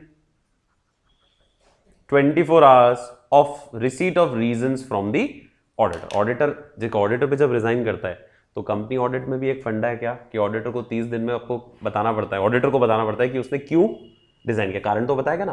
तो जैसे ही उससे कारण मिला, वो कारण मिलते ही आपको किसको सूचित करना है, विथ रीजंस कि इस ऑडिटर ने हमारे यहां से रिजाइन किया। एक छोटा सा एमसीक्यू है इसके ऊपर बस। ठीक है, अब बाकी प्रॉपर पॉइंट अब शुरू होंगे। ठीक है, तो 24 आवर्स वाली कहानी खत्म, तो जितना जल्दी हो सके आप सूचित कर दो, but not later than 24 hours of receipt of reason. मतलब जैसे रीजन है उसके एक दिन बाद तक तो करना ही है, उससे पहले आपको पता चल गया तो उससे पहले भी कर सकते हो। ठीक है, ओके, अब ध्यान से सुनना, ये 3 पॉइंट बहुत इंटरेस्टिंग है, लॉजिकल भी है, ध्यान से सुनना। जिन भी लिस्टेड एंटिटीज में या उनकी मटेरियल सब्सिडरीज में ऑडिटर रिजाइन कर देता है, कब, वो डेट्स का कार्यक्रम शुरू हो रहा है, ध्यान से सुनना। अगर ऑडिटर ने रिजाइन किया कब, with in 45 days from the end of the quarter. मैं डेट्स में भी खिला दूंगा आपको, मैं डेट्स में भी खेल लेते हैं अपन। ठीक है, क्वार्टर कितने होते हैं, 4। पहला क्वार्टर जून, 30 सितंबर को, जून भी तो आता ना, जून, सितंबर, दिसंबर और मार्च। ऑडिटर अपॉइंट हो चुका है, हो गया, अप्रैल में हो गया, मई में हो गया मान लेते हैं। ठीक है, इस साल का ऑडिटर 2021 का ऑडिटर अपॉइंट हो गया। पहला क्वार्टर खत्म, पहला क्वार्टर खत्म होने के 45 दिन में वो रिजाइन कर देता है। मतलब 15 अगस्त को वो रिजाइन कर रहा है, या 15 अक्टूबर को वो रिजाइन कर रहा है, या 15 फरवरी को वो रिजाइन कर रहा है, या फिर आगे तो आगे की बात बाद में करेंगे क्योंकि मार्च वाला केस अलग चलता है। अगर वो 45 डेज के अंदर रिजाइन कर रहा है क्वार्टर के एंड होने के बाद, ठीक है, तो क्या लिखा है, तो उस ऑडिटर को उस क्वार्टर की रिपोर्ट दे के रिजाइन करना है। वो लिमिटेड रिव्यू रिपोर्ट जो वो देगा वो दे के रिजाइन करना है, वो इग्नोर नहीं मार सकता उसको। लैंग्वेज पे ध्यान दो, क्या लिखा है If the auditor resigns within 45 days from the end of the quarter, then the auditor shall before such resignation issue report for such quarter. मतलब अगर मैं रिजाइन कर रहा हूं कब, 15 अगस्त से पहले, अगर मैं रिजाइन कर रहा हूं कब 15 अगस्त से पहले, तो मुझे कौन से क्वार्टर तक की रिपोर्ट देके जानी है? मैं उसकी तो दे चुका हूं, किसकी? जून की। तो इसकी भी मेरे को देके जानी है। कौन सी वाली? सितंबर एंडिंग क्वार्टर की। नहीं समझे? वापस बोल देता हूं, देनी है, क्योंकि आप 45 दिन में तो वहां हो ना कहीं, तो आपको ज्यादा मालूम होगा बनस्पत नया जो आएगा आपके बिहाफ पे, ठीक है। अब वो तो 30 दिन में कभी भी आ सकता है भाई, 30 डेज का टाइम तो होता ही है ना अपॉइंटमेंट का, ठीक है। और रिजाइन वाले केस में तो फिर वो शेयर होल्डर से भी परमिशन लेनी पड़ती है 3 महीने के अंदर, वो लंबा केस चलता है। तो नया कब आएगा, वो कब देगा, यहाँ की रिक्वायरमेंट, सेबी की रिक्वायरमेंट फुलफिल नहीं करोगे तो सेबी पेनल्टी लगा देगी आपके ऊपर, ठीक है, कि आपने क्वार्टरली रिपोर्ट, वो कहाँ गया आपका क्वार्टरली रिव्यू रिपोर्ट, कहाँ गई आपकी, ठीक है। तो वो आपको देके जाएंगे। तो ये मतलब ये किसके फायदे के लिए किया काम? एंटिटीज के लिए। यार ऐसे तो फिर चक्कर पड़ जाएगा, ठीक है। तो ये ऑप्शन अब सीए को फॉलो करना पड़ेगा, ये ऑब्लिगेशन है उसकी। और अगर 45 डेज के बाद रिजाइन किया, मतलब कब किया? अगस्त 15 के बाद, तो उस क्वार्टर की तो देनी है, अगले की भी देके जाएगा, क्योंकि काम आधे से ज्यादा उस क्वार्टर का तो हो चुका है, ठीक है। अब वापस 45 डेज के बाद अब अगला कब आएगा, कब अपॉइंट होगा, और मैंने आपको बोला रेजिग्नेशन के केस में तो 3 महीने लग जाते हैं, तो 90 दिन बाद अगर वो आएगा अगला वाला, ठीक है, तो लफड़ा बढ़ जाएगा, ठीक है। 45 डेज में करते तो क्या होता, इस क्वार्टर की आपने कर ली, अब 45 प्लस 90, तो अगले क्वार्टर के कम से कम 45 डेज तो मिलेंगे उस ऑडिटर को आके चेक करने के लिए। अब आपने 45 डेज के बाद किया, आपने जैसे 89th डे पे रिजाइन किया, कब किया आपने? रिजाइन किया 29 या 28 जून को, ठीक। तो आपको वो क्वार्टर की देनी है, अगले क्वार्टर की भी आप ही देके जाओ, क्योंकि अगला ऑडिटर मान लो 90 दिन बाद आया, 90 दिन के अंदर कभी भी आ सकता है, वो 90 दिन में आया, तो वो कब अगली क्वार्टर की देखेगा, तेरी जिम्मेदारी देके जा। रुको, करके जाओ, कंप्लीट करके जाओ, ठीक है। आपकी जिम्मेदारी हो, करके जानी है आपको, ठीक है। आपने रिजाइन कर दिया, दैट्स फाइन, ठीक है, बट आपके ऑब्लिगेशन है कि क्वार्टर अगला आपको कंप्लीट करके जाना पड़ेगा, ठीक है। और यही पॉइंट है इसमें लिखा हुआ है, क्या लिखा हुआ है, इफ, और इसके सवाल भी आएंगे, रुको 2 मिनट रुको, अभी और है, ठीक है, एक पॉइंट और, अगला point, if the order resigns after 45 days, ठीक है, then the auditor shall before such resignation issue the limited review report for such quarter as well as the next quarter। अगली कहानी पढ़ो, उसके बाद जो भी सवालों में आपको आंसर करूंगा, ठीक है। Third point, notwithstanding the above, ऊपर वाली बातें इग्नोर मारो।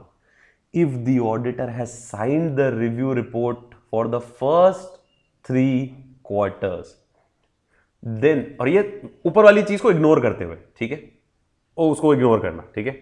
अगर उसने पहले 3 क्वार्टर की क्या करी है, रिव्यू रिपोर्ट साइन करी है, then the auditor shall before such resignation, मतलब अब वो रिटायर, वो जाना कब चाह रहा है, लास्ट वाले क्वार्टर में, ठीक है। तो उस केस में तो उसको चौथे क्वार्टर की रिव्यू रिपोर्ट भी देनी है और ऑडिट रिपोर्ट भी वो दे के जाएगा। मतलब लास्ट में रिजाइन करने में कोई मतलब नहीं है, ठीक है। रिजाइन कर सकते हो, देखो, क्योंकि रिजाइग्नेशन आपके पास अधिकार है, क्योंकि आपको परेशान किया जा रहा है, आपको इन्फॉर्मेशन नहीं दी, आप कर सकते हो। आप डिस्क्लेमर देके जाओ ना, मना किसने किया, आप ऑडिट रिपोर्ट डिस्क्लेमर देके चले जाओ, मेरे को इन्फॉर्मेशन ही नहीं मिल रही है, मैं क्वालिफाइड देके चले जाओ, वो दे दो, दे के जरूर जाना, ठीक है, दे के जरूर जाना, क्योंकि अगला ऑडिटर कब आएगा उसके पास टाइम होगा नहीं होगा, लिस्टेड एंटिटी है, पब्लिक का इंटरेस्ट है, पब्लिक को जानना जरूरी है, ठीक है। आप आपकी रिपोर्ट में डिस्क्लेमर डालो, वो कोई दिक्कत नहीं है, एडवांस डालो, वो कोई दिक्कत नहीं है, ठीक है, पर आपकी जिम्मेदारी है कि आपको रिपोर्ट देके जानी। क्लियर, ठीक है। अब मैं वापस बोल रहा हूं, एक कोई सवाल, कभी कभी खुराफाती सवाल आता है, क्या, पर मैं नहीं बताऊंगा, आप पूछो। कौन? नहीं, तो रिजाइन करना तो आपके पास अधिकार है और आप कर सकते हो ना। देखो, रेजिग्नेशन क्योंकि क्या होता है, लिस्टेड एंटिटी है, कंपनी है, मतलब अपॉइंटमेंट आपका कितने साल का होगा, 5 साल का, तो 5 साल में तो क्वार्टर्स, तो कितने क्वार्टर्स होंगे, तो आपको चाहिए आप रिजाइन कर दो, आपकी एक ऑब्लिगेशन है, आप उसको कंप्लीट करके चले जाओ, जब फर्स्ट क्वार्टर में खत्म करोगे 45 डेज के अंदर अंदर।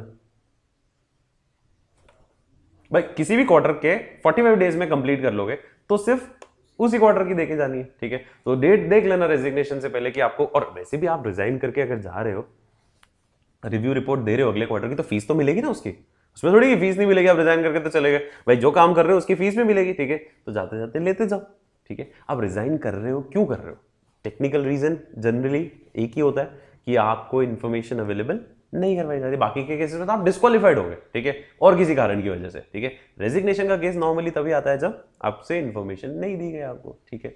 तो वो आपकी ड्यूटी है कि आपको ये रिपोर्ट्स देकर जानी है। वापस सुन लो, शुरू के 45 days from the end of the quarter किया तो उस क्वार्टर की देनी है। After 45 days from the end of the quarter किया तो उस क्वार्टर की और अगले क्वार्टर की। और अगर शुरू के 3 क्वार्टर की आपने क्या दे दी है, रिपोर्ट दे दी है, तो चौथे क्वार्टर की भी देनी पड़ेगी और ऑडिट रिपोर्ट भी देनी पड़ेगी। भले आपने 45 दिन में ही रिजाइन कर दिया हो कि पहले दिन ही रिजाइन कर दिया हो चौथे क्वार्टर के बाद, उसकी तो देनी है, वैसे भी कंडीशन ऊपर है, ऑडिट रिपोर्ट भी साथ में देके आपको ही जानी पड़ेगी, ठीक है। क्योंकि जब आपने करी है चारों रिव्यू तो फिर आप ही ऑडिट करोगे ना, ठीक है, तो वो आपको देंगे। वो ये पॉइंट नहीं है ही नहीं। टॉपिक ही क्या है, टॉपिक क्या लिखा है, सेबी की circular on resignation of the audit, ठीक है। तो सिर्फ रेजिग्नेशन के बारे में ही बात कर रहे हैं, रिमूवल पे नहीं है ये रिक्वायरमेंट्स, ठीक है, रिमूवल पे नहीं है ये रिक्वायरमेंट्स।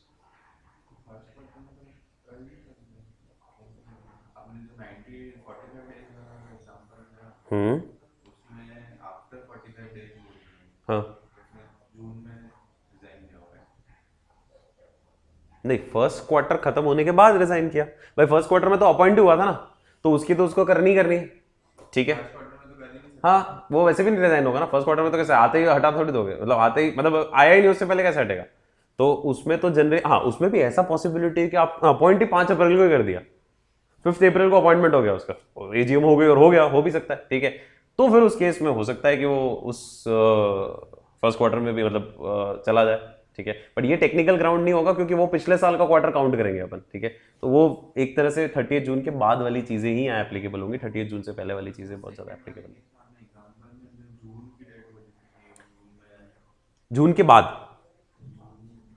15 अगस्त को रिटायर हो गया, मैंने ये बोला ना, 15 अगस्त के बाद रिटायर हो गया, रिजाइन कर दिया उसने।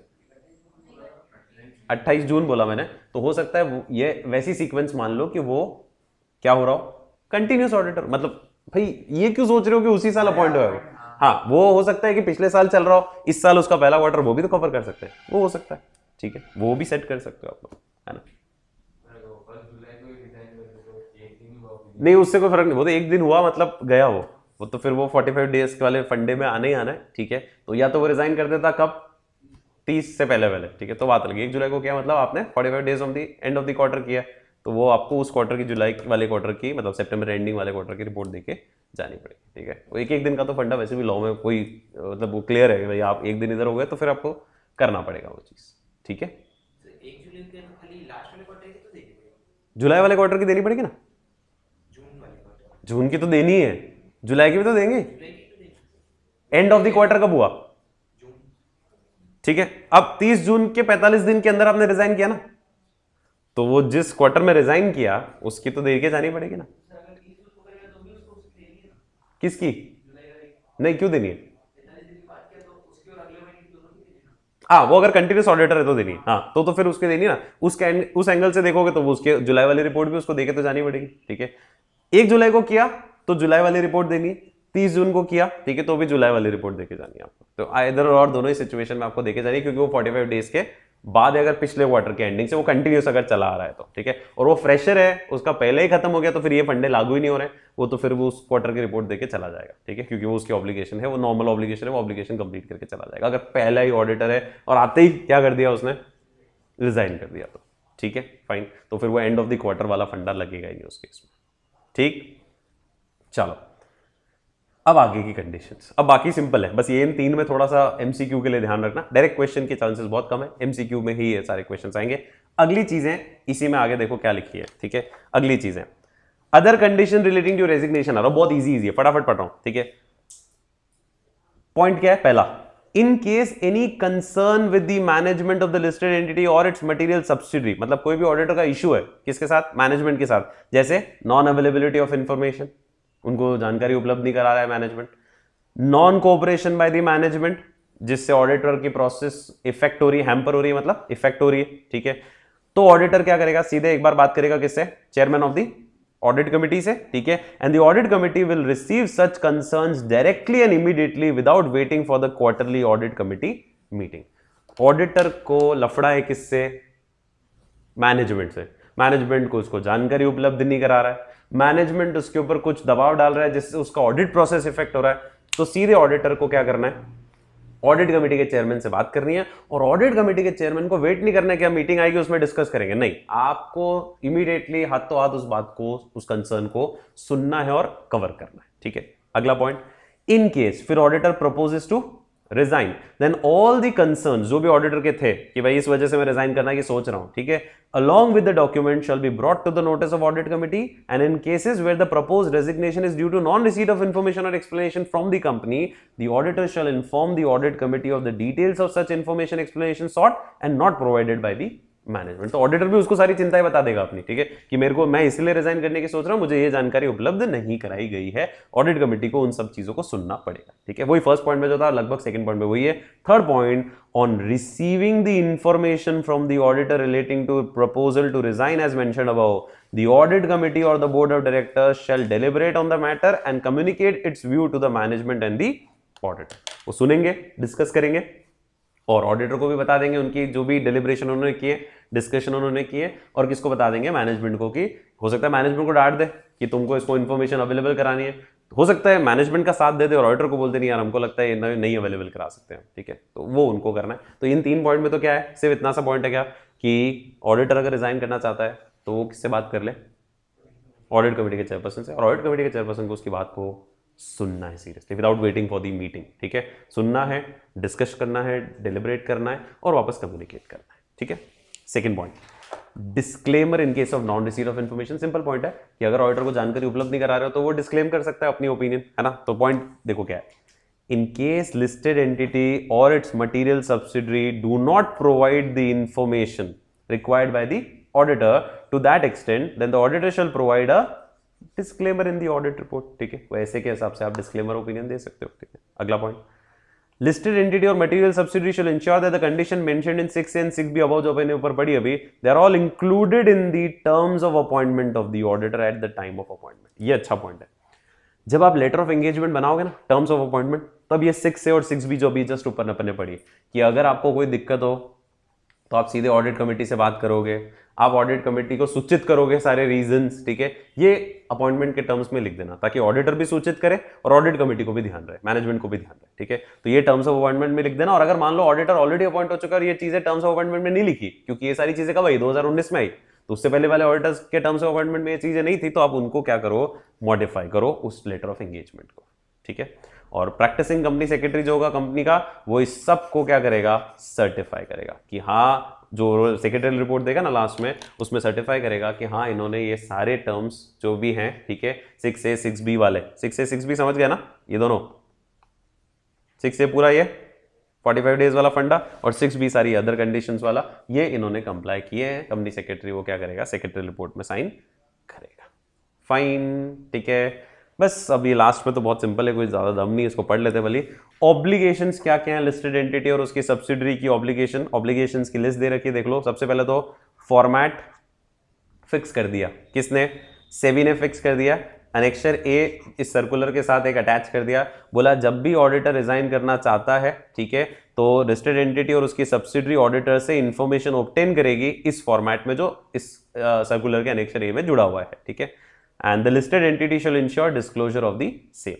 Second, cooperation by listed entity and its material subsidiary. ये वो वाला पॉइंट हो गया कि सर वो तो रिजाइन कर गया, अब अगले क्वार्टर की उसकी रिपोर्ट देनी है उसको, तो वो तो रिजाइन कर दिया, मैनेजमेंट बोलेगा चल मैं तो तेरे को दूंगा नहीं, तो रिजाइन कर चुका है, तो ये यहाँ ये बोल रहा है तो रिजाइन करने के बाद भी जब तक उसके जो काम है वो रिव्यू रिपोर्ट देनी है उसको, वो आप कोऑपरेट करोगे उसके साथ, आप ये नहीं बोलोगे उसको कि तू रिजाइन कर गया अब तो तेरे को मैं कुछ नहीं दूंगा। तो ये अगला पॉइंट है, during the period from which the auditor proposes to resign till the auditor submits the report for that quarter or the financial year, the listed entity shall continue to provide all documents and information as may be necessary for the audit or review.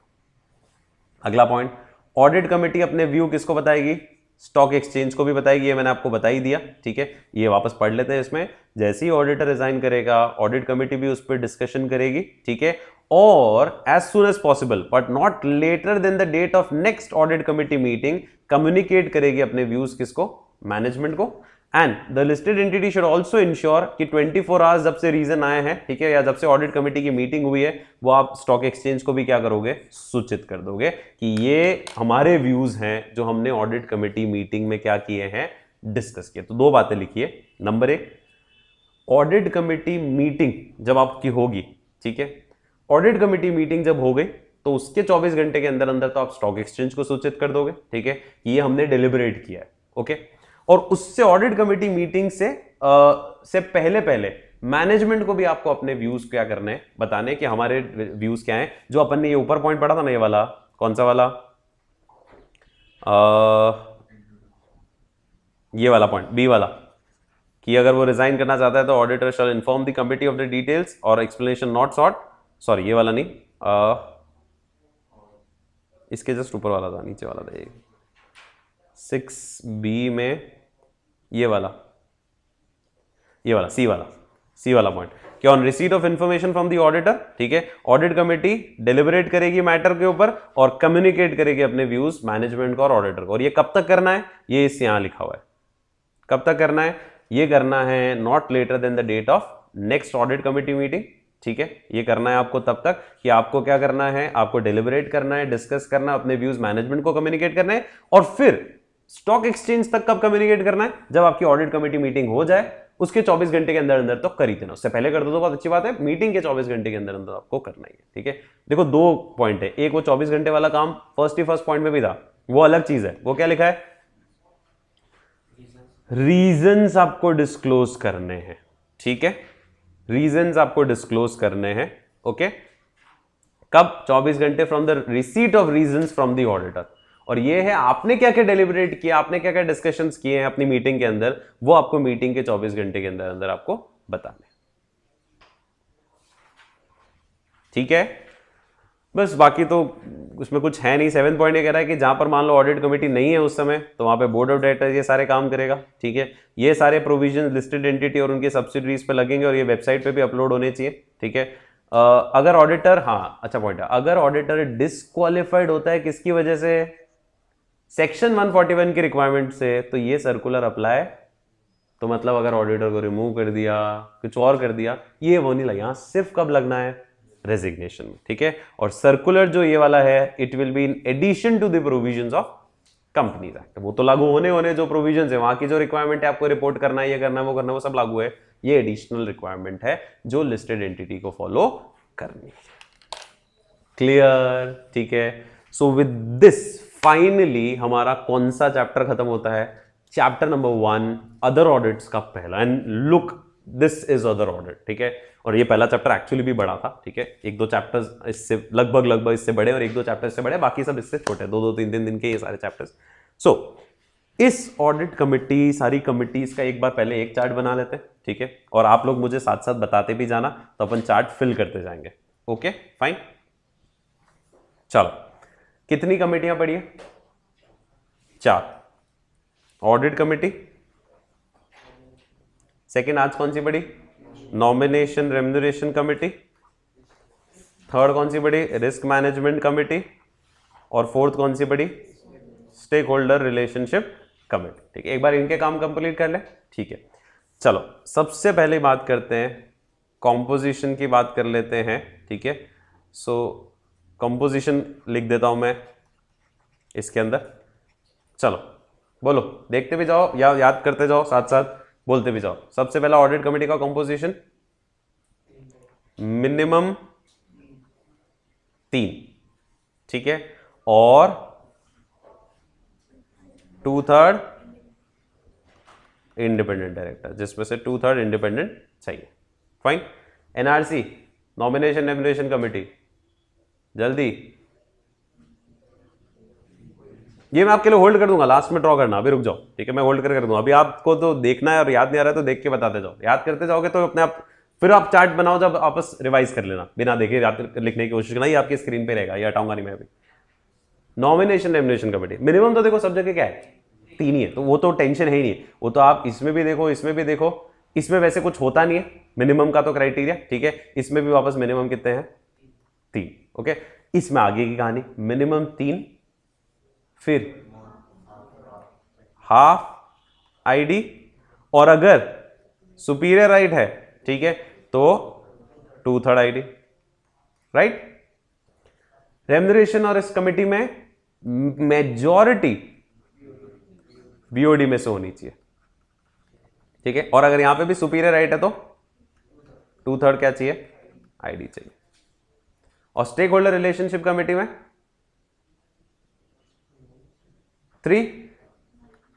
1 ID. एक 1 ID और कहां चाहिए था इनमें, देखो इसमें भी शायद 1 आईडी चाहिए क्या। एनआरसी चेक करो एक बार जल्दी से, एनआरसी देखते जाओ। 1 आईडी था, ठीक है, तो ये हाफ आईडी नहीं है, हाफ है, फिर 1 आईडी कहां था, कैसे था वो कोरम में था, कोरम में था, ठीक है फाइन। पर इसमें तो ऑफिशियल है, इसमें 1 आईडी चाहिए, इसमें भी वापस क्या है, एसआर है तो 2/3 आईडी। क्लियर, ठीक है। तो एक तो कॉम्पोजिशन सबसे पहला ये हो गया, ठीक है, ओके। आगे बढ़ते हैं, सेकंड अपन लेते हैं मीटिंग्स का, ले लेते हैं। जो 5 पॉइंटर भी याद हो गए तो 5 पॉइंटर लिखोगे बहुत होते हैं। एक बार मीटिंग, इनको 4 बार 4 टाइम्स इन एन ईयर, और मैक्सिमम गैप 120 डेज, ठीक है। NRC 1 time, 1 time an year. इधर लिखा है कुछ स्पेसिफिकली, तो कुछ लिखा ही नहीं तो डैश मारा, ठीक है। इधर वापस ये मिनिमम है, मिनिमम मीटिंग, ये इतना तो मिलना ही है इन लोगों को, ठीक है, क्लियर। सेकेंड ही हो गया। अब क्या बचा, और क्या लेंगे, चेयरपर्सन, वेरी गुड, चेयरपर्सन बना लेना, वापस मैं आपको टाइम दे दूंगा, अब बना लेना। चेयरपर्सन यहां पर कौन होना चाहिए, इंडिपेंडेंट होना चाहिए कि नॉन इंडिपेंडेंट चलेगा, पढ़ो, इंडिपेंडेंट होना जरूरी होता है। चेयरपर्सन जो होगा इसका वो क्या होना चाहिए, इंडिपेंडेंट, ठीक है। वो 177 वाली में चलता दोनों, है ना, इसमें इंडिपेंडेंट होना जरूरी है, ठीक है। सेकंड, एनआरसी में इंडिपेंडेंट होना कंपलसरी है, ठीक है। फिर तीसरा, बीओडी में से होना चाहिए, ठीक है। और चौथा, कुछ मेंशन था कि नहीं था, कुछ मेंशन नहीं है, तो फिर जब मेंशन नहीं है तो अपन नहीं बात करेंगे, ठीक है। नॉन एग्जीक्यूटिव वर्ड लिखा हुआ है, वैसे तो नॉन एग्जीक्यूटिव ही है वहां पे सारे, ठीक है, तो अपन नॉन एग्जीक्यूटिव लिख लेते हैं, ठीक है, अपन नॉन एग्जीक्यूटिव लिख लेते हैं उसको, ठीक है। नॉन एग्जीक्यूटिव हो गया, ये हो गए। कोरम सब में तो नहीं थी, पर जिसमें थी वो लिख लेते हैं, ठीक है।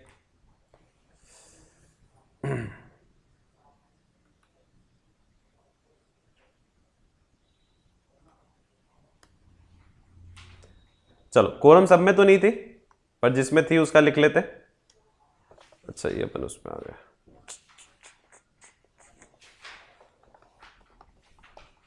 चलो वो वाला तो स्क्रीन हमारा लॉस हो गया, वापस लिख लेंगे, ठीक है। कोरम सब में नहीं तो कौन से पॉइंट लिखे थे, कंपोजिशन लिखा था और मिनिमम मीटिंग लिखा, चेयरपर्सन लिखा, चौथा कोरम। कोरम पहले की क्या थी, 2 और 1/3 प्लस 2 आईडी। सेकंड में एनआरसी के अंदर है 2 और 1/3 प्लस 1 आईडी। तीसरे में कोई स्पेसिफिकली नहीं दे रखा है, चौथे में भी कोई स्पेसिफिकली नहीं दे रखा है, तो अपन डैश डैश मारेंगे उसको, ठीक है, फाइन। और बचा कोई पॉइंट और बचा क्या, और देख लेते हैं, लेट्स सी, और कोई बचता है। तब तक आप ये 4 बेसिस को ड्रॉ करना चाहो तो ड्रॉ कर सकते हो, एक बार लिखना चाहो कहीं पे तो लिख सकते हो, ठीक है। ये 4 बेसिस ले लो, वापस आप कॉपी मार लो उसमें से, ठीक है, क्योंकि वो डिलीट हो गया, तो आप अंदर से वापस कॉपी मार लो उसको, ठीक है। तब तक और कोई पॉइंट बनता है तो अपन उसको देख लेते हैं, एक बार आप लोग उसको कॉपी कर सकते हो। 4 बेसिस अपन ने ले लिए हैं, तो 4 बेसिस बहुत होते हैं वैसे, एक बार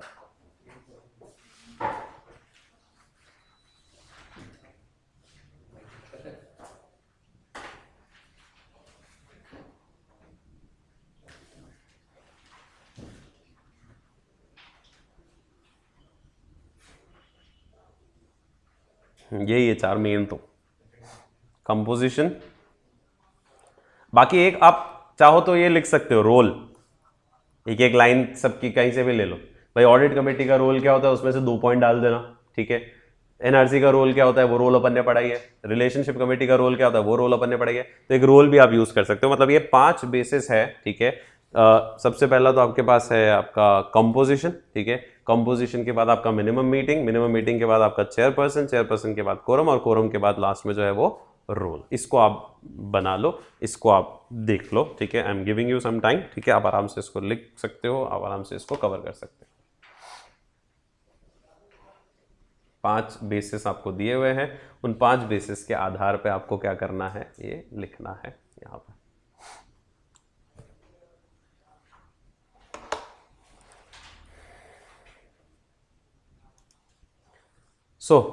ये वाला हमारा चैप्टर अब फिनिश हो रहा है। एक बार जल्दी से नजर मार लेते हैं पूरे चैप्टर के ऊपर, है ना, कि क्या क्या टॉपिक्स अपन ने इसके अंदर पढ़ लिए थे, क्या क्या टॉपिक्स इसके अंदर हमारे दे रखे।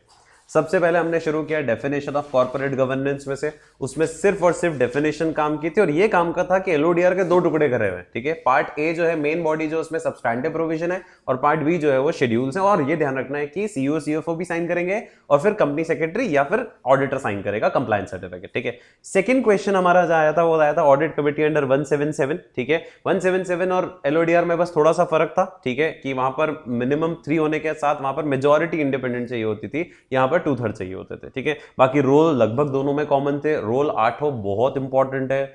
8 रोल मैंने आपको सिखाया। शुरू के 3 ऑडिट से रिलेटेड हैं, बाकी बुक्स ऑफ अकाउंट से रिलेटेड है, जिसमें कंट्रोल्स आ गए, ठीक है, जिसमें वैल्यूएशन आ गया, ठीक है, जिसमें रिस्क मैनेजमेंट सिस्टम हो गया, रिलेटेड पार्टी ट्रांजैक्शंस हो गए, है ना, और and use of fund proper किया है कि नहीं किया है, वो वाले पॉइंट्स थे, है ना। उसके बाद ऑडिट कमेटी अंडर एलओडीआर अभी पढ़ी लिया अपन ने। उसमें एडिशनल पॉइंट सिर्फ ये थे कि कंपनी सेक्रेटरी होगा, बाकी कोरम वाला पॉइंट अपन ने डिस्कस कर ही लिया था, ठीक है। फिर mandatory review of information. 6 information ऐसी है जो कि क्या करनी है, ऑडिट कमेटी को रिव्यू करनी है मैंडेटरी, जिसमें एक रिश्तेदार वाले ट्रांजैक्शंस हो गए थे, ठीक है। एक आपका इंटरनल कंट्रोल वीकनेस जो ऑडिटर ने बताई, स्टैच ऑडिटर ने, और एक इंटरनल ऑडिटर ने जो बताई इंटरनल कंट्रोल की वीकनेस वो, और एक फिर चीफ इंटरनल ऑडिटर का अपॉइंटमेंट। फिर फर्स्ट पॉइंट था मैनेजमेंट डिस्कशन एनालिसिस, और लास्ट पॉइंट था statement of deviation. Role of audit committee same रहेगा एलओडीआर के अंदर भी, तो कोई दिक्कत नहीं है। मतलब ये दिमाग में सेट कर लो, ये सब टॉपिक याद आ रहे कि नहीं आ रहे, ठीक है। इश्यूज एड्रेस में वैसे अब दिक्कत नहीं है, क्योंकि अपन ने सारे टॉपिक पढ़ लिए ना, तो इशू वो सारे जो अपन ने पढ़े वही तो एड्रेस किए इन्होंने। ऑडिट कमेटी की सारी constitution, committee powers, roles, board के सारे पावर्स, रोल्स, फंक्शंस वो आ गए। कोड ऑफ कंडक्ट अपन ने पढ़ लिया, विजिल मैकेनिज्म अपन ने पढ़ लिया, मैनेजमेंट डिस्कशन एनालिसिस पढ़ लिया, वो सब्सिडरी कंपनी का मैनेजमेंट कैसे करना है वो पढ़ लिया, ठीक है। तो ये सारे, और compliance certificate CEO CFO, compliance certificate auditor, बहुत होते हैं पॉइंट वैसे भी, ठीक है, फाइन। अगला इंफॉर्मेशन टू शेयर होल्डर के लिए इजी था क्वेश्चन, कि डायरेक्टर का अपॉइंटमेंट जब होगा, क्वार्टरली रिजल्ट्स आएंगे, स्टेक होल्डर ग्रीवेंस कमेटी बनानी है, और शेयर ट्रांसफर के प्रोसेस को स्पीड अप करना है, ठीक है। पब्लिक इशू से जो भी पैसा आया, एनुअल और क्वार्टरली दोनों डिक्लेरेशन चाहिए। एनुअल में तो ये बताना है कि मोटा मोटा वो पैसा कहां यूज किया, और क्वार्टरली में ये बताना है कि आपने वो पैसे का इस्तेमाल, क्वार्टरली में ये बताना है कि उस मोटा मोटा कहां यूज किया, और एनुअल में ये बताना है कि उस पैसे का इस्तेमाल अगर आपने कहीं और किया है, किसी और पर्पज के लिए, तो वो डिस्क्लोजर आपको देना, और ये डिस्क्लोजर पैसा जब तक खत्म नहीं होता तब तक देना पड़ेगा, ठीक है। फिर ऑब्लिगेशन ऑफ डायरेक्टर्स, ये सिर्फ कॉन्सेप्चुअल टॉपिक्स थे, ठीक है, कि साल में 4 बार मिलना है, 2 मीटिंग के बीच में 120 डेज से ज्यादा का गैप नहीं होना चाहिए बोर्ड मीटिंग्स में। एक बोर्ड का मेंबर डायरेक्टर, वो कितनी भी कंपनियों में डायरेक्टर हो, लेकिन कमिटीज में 10 में और 5 में वो क्या बन सकता है, चेयरपर्सन, उससे ज्यादा नहीं बन सकता, ठीक है। फिर अपन ने देखा था उसका डिस्क्लोजर, उसको करने कीवर्ड अंडरलाइन किए थे ना इसमें, ठीक है। डिस्क्लोजर उसको करने हैं, उसको कंप्लायंस रिपोर्ट्स चेक करनी है, ठीक है। फिर एक इंपॉर्टेंट पॉइंट उसमें था कि अगर डायरेक्टर रिजाइन करता है, ठीक है, और नया डायरेक्टर आपको लाना है, तो वो या तो नेक्स्ट मीटिंग या 3 मंथ्स विचएवर इज लेटर में लाना है, लेकिन वो जरूरत नहीं अगर आपकी रिक्वायरमेंट वैसे भी फुलफिल होती है तो, ठीक है। फिर कॉम्पोजिशन वाला टॉपिक बहुत अच्छा था, ठीक है। उसमें छोटे छोटे क्वेश्चंस बहुत सारे थे कि ऑप्टिमम कॉम्बिनेशन क्या होना चाहिए डायरेक्टर का, है ना, और किसमें एप्लीकेबल है वो भी ध्यान रख लो। अच्छा, इसका भी एक आप चाहो तो ना वो बना लो, ठीक है, कि कौन सी चीज किस में चाहिए होगी, ठीक है, क्योंकि इस वाले टॉपिक में भी अपन ने देखा था। आप चाहो तो ना एक और पॉइंटर डेवलप कर सकते हो, ठीक है, कि किस में कितना क्या क्या चाहिए, टॉप 500 में क्या चाहिए, टॉप 300, टॉप 100 में क्या चाहिए, है ना। तो इसको भी अपन एक काम करते हैं, इसका भी एक चार्ट बनाते हैं। तो इस टॉपिक 10th वाले टॉपिक को भी देख लो।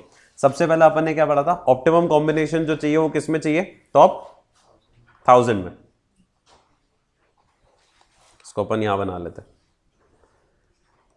ऑप्टिमम कॉम्बिनेशन, और ऑप्टिमम कॉम्बिनेशन से तो याद आ ही जाएगा कि एग्जीक्यूटिव नॉन एग्जीक्यूटिव कम से कम 50% होने ही चाहिए, ठीक है। सो ये किसमें चाहिए, टॉप 1000। अप्रैल 1 की बात करें, आधे कर देना ऑटोमेटिकली उससे पहले वाले, ठीक है। सेकेंड पॉइंट फिर अपन ने पढ़ा था नॉट मोर देन 8 एंटिटीज में डायरेक्टर, ठीक है, और अब से 7 हो गया है ना, तो ये लिमिटेशन भी आपकी एक और ध्यान रखनी है आपको। फिर उसके बाद ये वाला point, auditor should ensure that the board of the top 1000 listed entities and now top 2000 listed entities shall comprise of not less than 6 directors. So not less than 6 directors, ये top 2000। फिर आगे आ जाओ, फिर ये नीचे वाले पॉइंट में भी था क्या कोई,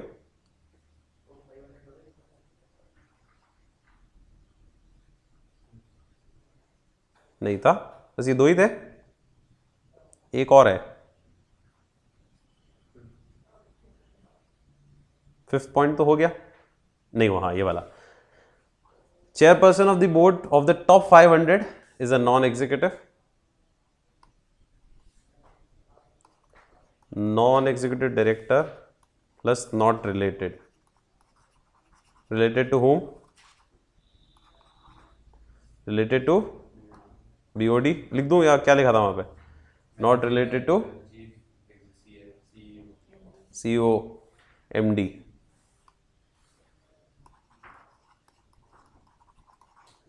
तो ये है टॉप 500 में। मेन तो ये ऑप्टिमम कॉम्बिनेशन वाले याद रखना बस, ऑप्टिमम कॉम्बो आपको 1000 में चाहिए, ठीक है, टॉप 1000 में, ये एक मेन पॉइंट ये है, ठीक है। और रिलेटेड नहीं होना चाहिए, 500 में हो गया, and not less than 6 directors, ये टॉप 2000 में, ठीक है। ये 3 पॉइंट्स का एक आपको पॉइंटर बनाना पड़ेगा, इसका ध्यान रखना। फिर सब्सिडरी ऑफ लिस्टेड एंटिटी का क्वेश्चन बहुत इंपॉर्टेंट है।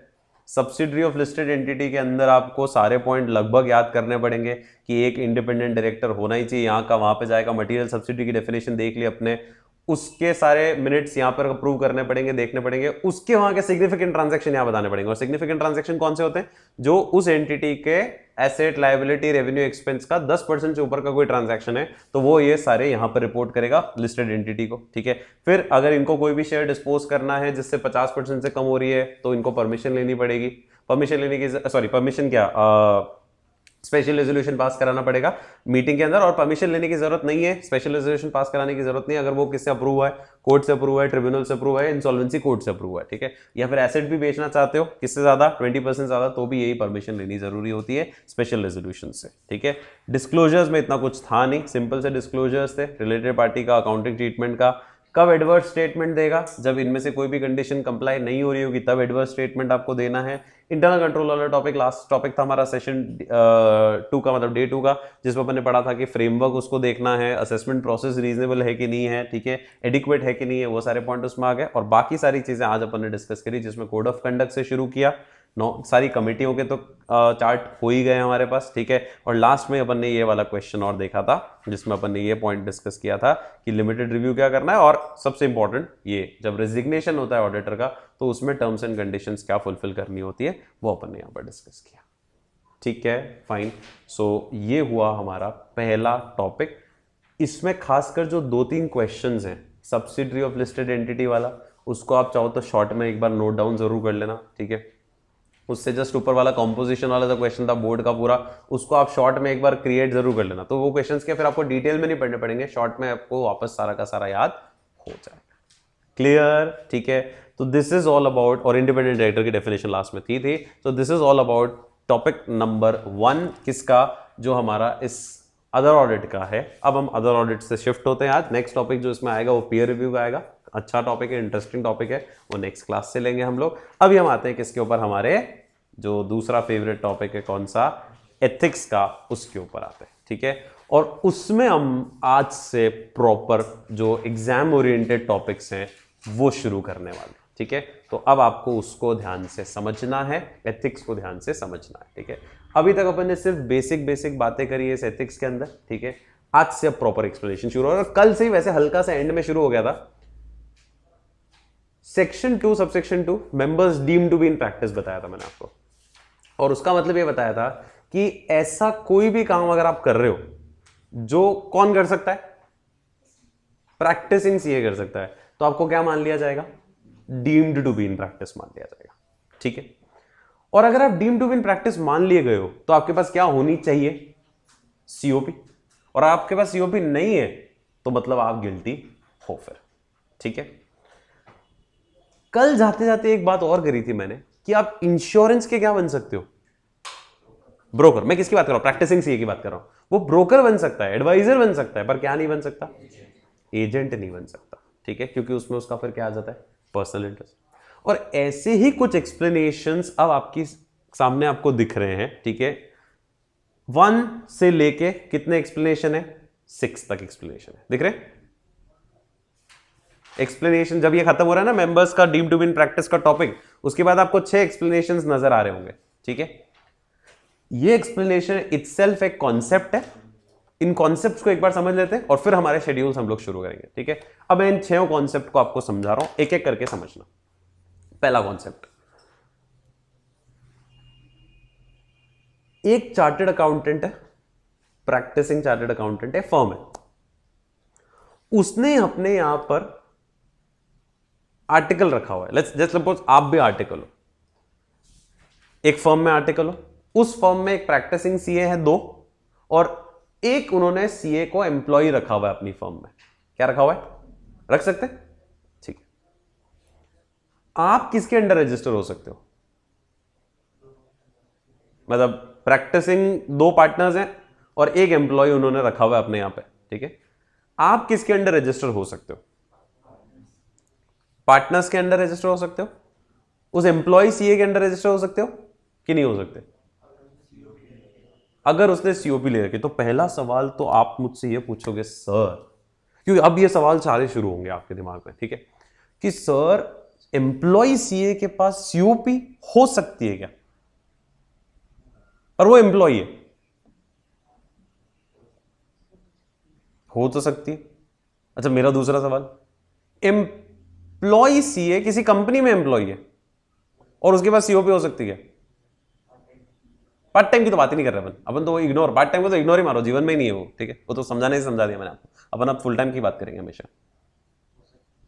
मेरा सवाल समझ में आ रहा है, वापस सुनना, पहले सवालों के जवाब भी क्लियर करते जाओ। वापस सवाल सुनो, क्या पूछ रहा हूं मैं आप लोगों से। लेट्स सपोज मिस्टर राम एक चार्टर्ड अकाउंटेंट है, बन गया, सीए बन गया वो। अब वो नौकरी कर रहा है, 2 ऑप्शन दे रहा हूं, एक कर रहा है वो सीए फर्म में नौकरी, और एक कर रहा है बाकी नॉर्मल फर्म में कहीं नौकरी। सीए फर्म में नहीं कर रहा है, नॉर्मल किसी भी बिजनेस फर्म में नौकरी कर रहा है। सीए फर्म में जब वो नौकरी कर रहा है, पार्टनर ही बना है, वो नौकरी कर रहा है, क्या वो सीओपी होल्ड साथ में कर सकता है? और जब वो दूसरी बिजनेस फर्म में नौकरी कर रहा है, क्या वो सीओपी साथ में होल्ड कर सकता है? फुल टाइम की बात कर रहा हूं मैं, पार्ट टाइम की तो बात नहीं कर रहा। फर्म में कर सकता है,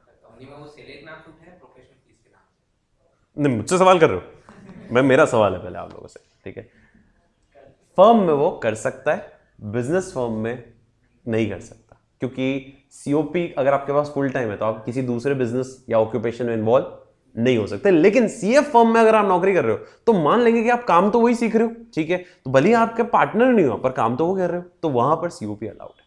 ठीक है, फाइन। अब मैं वापस उस सवाल पे लिया चाहता हूं आपको। किस सवाल पे? कि अगर आप सीए फर्म में हो जहां पर 2 पार्टनर्स हैं, राम और श्याम, और हरी जो है वो एम्प्लॉय है वहां का, ठीक है, वो सीए है, सीओपी होल्डर नहीं है मान लो, सीओपी होल्डर हो सकती थी सीओपी उसके पास, ठीक है, और नहीं भी हो सकती, ये भी हो सकता है नहीं भी हो उसके पास सीओपी, ठीक है, सीओपी होल्डर नहीं है मान लो, आप उसके यहां रजिस्टर हो सकते हो, उसके अंडर में रजिस्टर नहीं हो सकते। आपको किसके अंडर में रजिस्टर होना पड़ेगा? पार्टनर्स के अंदर में रजिस्टर होना पड़ेगा। अब पहला एक्सप्लेनेशन, ऐसा माना जाता था कि यार सीए एम्प्लॉय रखना किसी सीए फर्म के लिए बहुत बड़ी बात होती थी। सीए को आप अपने क्या रख रहे हो? एम्प्लॉय, मतलब फर्म बड़ी है, वो माना जाता था। ठीक है, अब आप एक आर्टिकल हो, आपको सीखने की बहुत इच्छा है कि मेरे को सीखना है, इस फर्म में सीखना है, बड़ी फर्म है, लेकिन वहां आर्टिकल की सीट तो क्या होती है? पर पार्टनर लिमिटेड ही। अब वो लिमिटेड सीट में आप नहीं भर पाए तो वो फिल हो गई थी पूरी, पर आपको सीखना है उसी फर्म में। तो आईसीआई ने एक ऑप्शन दिया, क्या कि वहां वो जो एम्प्लॉय दिख रहा है ना, एम्प्लॉय, उसके अंडर भी आप क्या कर सकते हो, रजिस्टर करा सकते हो। अब किसी ने सवाल किया, सर आपके एक्ट में तो ये लिखा है कि जिसके पास क्या होगी, जो deem to be in practice होगा उसी के अंडर क्या हो सकता है, आर्टिकल रजिस्टर हो सकता है, बाकी में नहीं हो सकता। तो इंस्टीट्यूट ने एक्सप्लेनेशन में एक क्लैरिटी दी कि हम उस एम्प्लॉय को भी क्या मान लेंगे, deem to be in practice, but only for the purpose of training of, not for any other purpose. मतलब he can not sign the audit reports and all, उसके लिए हम उसको deem to be in practice नहीं मान रहे। हम उसको deem to be in practice किसके लिए मान लेंगे, for the purpose of training of articles. हाँ, इसमें शर्तें कुछ और है। शर्तें ये होती है कि वो एम्प्लॉय वहां पर कम से कम 1 साल से काम कर रहा होना चाहिए था, ठीक है, वो मैंडेटरी होता है ना। फिर आर्टिकल की भी रिस्क है वह इस एम्प्लॉय के यहाँ रजिस्टर करा के, क्योंकि ये एम्प्लॉय अगर, हाँ, तो फिर गए वो खाली हो जाएगा, ठीक है, तो फिर आपको शिफ्ट करना पड़ेगा किसी और पे। वो तो नॉर्मल केस हो सकता है कि अगर उसने छोड़ दी, ठीक है, तो आपकी भी वैकेंसी वो टेम्पररी हो जाएगी, आपको किसी और के अंडर में रजिस्टर कराना पड़ सकता है। नहीं, यहाँ हो जाता इन केसेस में तो 2 साल हो कि 2.5 साल हो, ये जेन्युइन केसेस होते हैं। ये अभी नॉर्मल भी मान लो ना, आप बॉस के अंडर में रजिस्टर, वो मर गया तो उस केस में भी तो आपको शिफ्ट करना ही पड़ेगा, भले वो 2.5 साल में हो, ठीक है। तो वहां तो वो वाला केस नहीं होता कि 2 साल बाद आप नहीं कर सकते, वो कर सकते हो, 1 साल बाद नहीं कर सकते, वो कर सकते हो, उसमें कोई दिक्कत नहीं। उसमें तो आखिरी 2 दिन में भी मरा तो आपको शिफ्ट करना ही पड़ेगा, किसी और के अंदर 2 दिन करनी ही पड़ेगी ट्रेनिंग, ठीक है। तो वो तो अलाउड होता है, ठीक है, उसमें कोई दिक्कत नहीं। हाँ,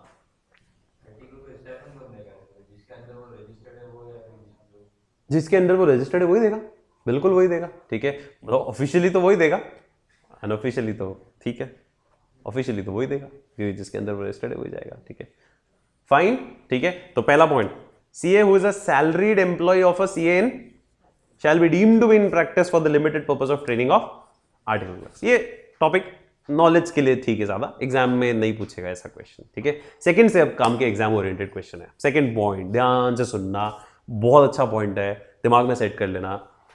अगेन टॉपिक काम आएगा अभी, इसका एक्सप्लेनेशन जो आएगा, इसका डिटेल जो एप्लीकेबिलिटी एप्लीकेशन आएगी वो क्लॉज 6 जब अपन पढ़ेंगे तब आएगी, लेकिन अभी के लिए आपके लिए बहुत इंपॉर्टेंट है पॉइंट सेकंड वाला।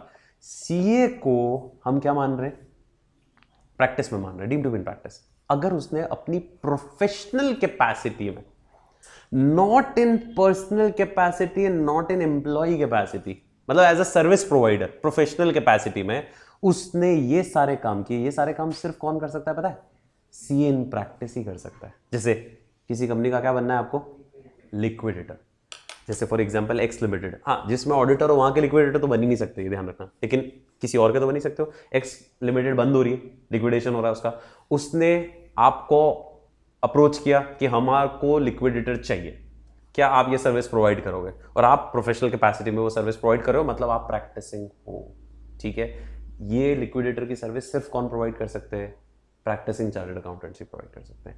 हाँ, लेकिन एक्स लिमिटेड में आप एम्प्लॉय थे पहले से ही, और उसने बोला अब आप ही कर दो, क्या कर दो, लिक्विडेशन का काम आप ही निपटा दो, तो वो सेकंड ब्रैकेट में लिखा हुआ है, आपने क्या काम किया, एम्प्लॉय कैपेसिटी में काम किया, ठीक है। तो फिर deem to be in practice नहीं माना जाए, क्योंकि आप तो फुल टाइम एम्प्लॉय थे, यही काम करने के लिए बैठे थे वहां पे, ठीक है। यही काम था आपका कि वहां पे अकाउंटिंग सारे मैटर्स आप निपटाओगे और लिक्विडेशन प्रोसीड्स भी आप ही हैंडल कर रहे हो, तो ठीक है, वहां कोई दिक्कत नहीं है, ठीक है। उसको deem to be in practice मत मान लेना, क्योंकि आप उसको अगर deem to be in practice मान लोगे तो बोलोगे सीओपी कहां है तेरे पास, और नहीं है तो तेरे ऊपर एक्शन ले लेंगे, नहीं, उसको deem to be in practice नहीं मानेंगे, ठीक है।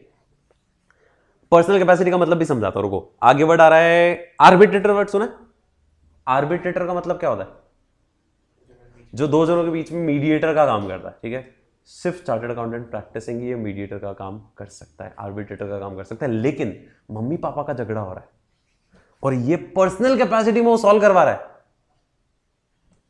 तो लोग ये नहीं बोलेंगे यार, इंस्टीट्यूट नहीं बोलेगा आप deem to be in practice मान लीजिए क्योंकि आपने आर्बिट्रेटर का काम किया इन दोनों के बीच में। वो पर्सनल कैपेसिटी के काम है, वो चल जाएंगे, वो करो तो कोई दिक्कत नहीं है। इसके अलावा अगर आपने प्रोफेशनल कैपेसिटी में, अच्छा एक वर्ड और है, last line, this engagement should not be on salary come full time basis पे काम नहीं होना चाहिए, क्योंकि सैलरी कम फुल टाइम पे अगर आप ये काम कर रहे हो तो क्या हो गए, आप एम्प्लॉय हो गए। ये काम आपको कैसे करने हैं, फीस बेसिस पे, सर्विस प्रोवाइडर है, ठीक है। तो अब लिस्ट देख लो, अब लिस्ट पे आ जाओ, फिर मैं वापस कॉन्सेप्ट बताया तो वैसे क्लियर हो गया होगा पर फिर भी रिवाइज करा दूंगा। Liquidator, trustee of a trust, executor, जब ये सारा क्या बोलते हैं एग्जीक्यूट करते हैं ना स्टेट को, जब मर जाता है कोई तो एस्टेट्स का एग्जीक्यूशन होता है। Administrator, arbitrator, receiver, official receiver वो इंसॉल्वेंसी वाले केसेस में, ठीक है। Advisor, acting as a representative, वो इनकम टैक्स में रिप्रेजेंटेशन का काम जो अपन करते हैं, ठीक है। Taking up the appointment given by any government court legal authority, official जो मनरेगा ऑडिट आई या कोई भी काम आया गवर्नमेंट का, ऑफिशियल असाइनमेंट आया, जो सिर्फ कौन कर सकते हैं, प्रैक्टिसिंग सीए। ऐसे कोई भी काम अगर आप प्रोफेशनल कैपेसिटी में कर रहे हो, इसका मतलब आप डीम टू बी इन क्या हो, प्रैक्टिस। आप मतलब इनडायरेक्टली मैं यूं बोलना चाह रहा हूं, सीए इन प्रैक्टिस ही ये काम प्रोफेशनल कैपेसिटी में क्या कर सकता है, कर सकता है। नॉन प्रैक्टिसिंग ये काम प्रोफेशनल कैपेसिटी में नहीं कर सकता। वो पर्सनल कैपेसिटी में करे, एम्प्लॉय कैपेसिटी में करे, वो चल जाएगा। कोई सवाल हो तो पूछो, मेरे को लगता है आपको मैंने समझा दिया, पर हो सकता है आपके सवाल हो इसमें, ठीक है। ये भी इसका कॉन्सेप्चुअल पार्ट बाद में पढ़ेंगे, बट ये अभी भी क्लियर है जो मैंने समझाया आपको। हाँ, मतलब इनडायरेक्टली मैं ये बोल रहा हूं कि ये काम सिर्फ कौन कर सकता है, प्रैक्टिसिंग सीए। अगर ये काम किसने कर दिया, नॉन प्रैक्टिसिंग सीए ने कर दिया प्रोफेशनल कैपेसिटी में ये काम, तो उसके ऊपर एक्शन होगा। वो एक्शन का क्लॉज मैं अंदर बताऊंगा आपको कहां होगा। और एक और पॉइंट बता दूं, एक और चीज एक इसके साथ ही, ये काम प्रैक्टिसिंग सीए कर सकता है, मतलब इनको वो नहीं माना है कि ये अदर ऑक्यूपेशन है, ये फुल टाइम सीओपी होल्डर कर सकता है प्रोफेशनल बेसिस पे। मतलब ऐसा मत समझ लेना, मतलब इसका एक्चुअली इंटरप्रिटेशन ये है कि मैं प्रैक्टिसिंग सीओपी हूं, फुल टाइम सीओपी मेरे पास है, अब मैं आर्बिट्रेटर बन रहा हूं, तो इंस्टीट्यूट ये नहीं कहेगी मेरे को कि देख तूने तो सीओपी ली थी क्या करने के लिए, अकाउंटिंग प्रैक्टिस करने के लिए, तो ये काम क्या कर रहा है, ये मैं कर सकता हूं। ये अलाउड सर्विसेज है एक प्रैक्टिसिंग सीए को कि तू ये कर सकता है, ठीक है। नॉन प्रैक्टिसिंग कर रहा है, करने दो, पर वो एम्प्लॉय कैपेसिटी में करेगा वैसे भी, तो कोई दिक्कत नहीं है, ठीक है। लेकिन प्रैक्टिसिंग सीए ये काम सैलरी कम फुल टाइम बेसिस पे नहीं कर सकता, क्योंकि फिर वो तेरा क्या हो गया, अगर तूने सैलरी कम फुल टाइम बेसिस पे काम शुरू कर दिया तो तेरा जॉब हो गया वो, तो जॉब और फिर फुल टाइम सीओपी तू नहीं हो, या तो फिर सीओपी छोड़ दे तू कर बाकी ये काम, ठीक है। पर ये तेरे को इसलिए मैं ये लिस्ट बता रहा हूं कि ये काम अगर सीए ने किए, प्रैक्टिसिंग सीए ने किए, तो कोई दिक्कत वाली बात नहीं है।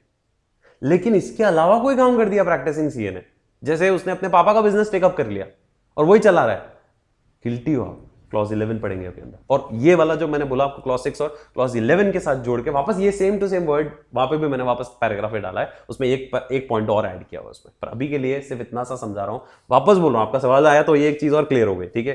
कि ये पॉइंट अपन इसलिए पढ़ रहे हैं कि एक सीओपी होल्डर के ऊपर बहुत ज्यादा रेस्ट्रिक्शन है, पर ये चीजें सब अलाउड है। और वो जो लिस्ट अपन ने कल पढ़ी ना 2-2 वाली, वो डीम टू विन प्रैक्टिस की लंबी लिस्ट, वो सब अलाउड लिस्ट है कि तुम ये सब काम कर सकते हो। किसी ने कंपनी ने तुम्हें बुलाया इंटरव्यू लेने के लिए और तुमने उसकी फीस चार्ज कर सकते हो। प्रैक्टिसिंग सीओ तो इसका ये मतलब नहीं मान लिया जाएगा कि तुम कुछ नहीं कर सकते सिर्फ प्रैक्टिस ऑफ अकाउंटेंसी के अलावा, तुम ये सारे काम कर सकते हो, तुमको अलाउड है। बट ये काम तुम सैलरी कम फुल टाइम बेसिस पे नहीं कर सकते, ये काम तुम प्रोफेशनल कैपेसिटी में फीस बेसिस पे कर सकते हो। और जो हाँ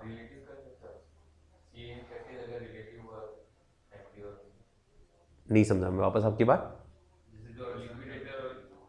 हाँ, तो आगे पहली बात तो मेरे को ये बताओ, सीए एमडी अगर है तो सीए फॉर्म अलग, एमडी अगर उस कंपनी का एमडी जो है वो आपका रिलेटिव है, ठीक है, तो वो फिर इंडिपेंडेंस वाले पॉइंट में अपन कवर करेंगे। वो यहां एक्ट में कभी नहीं बोलेगा, इसमें नहीं बोलेगा, वो सी एक्ट में नहीं बोलेगा, वो क्या बोलेगा, फिर कंपनी लॉ बोलेगा, ठीक है। फिर हमारा गाइडेंस नोट बोलेगा कि अगर आपकी इंडिपेंडेंस अगर कहीं हर्ट हो रही है, ठीक है, तो फिर आप वो काम नहीं करोगे, ठीक है। तो अगर आपका वैसे टेक्निकली तो ऑडिट में मना होता है, लिक्विडेशन सर्विसेज में कोई दिक्कत नहीं आएगी, क्योंकि उसमें ओपिनियन नहीं देनी आपको, उसमें तो फैक्ट बेस्ड चेकिंग करनी है, तो वहां इतनी दिक्कत नहीं आएगी, ठीक है, फाइन।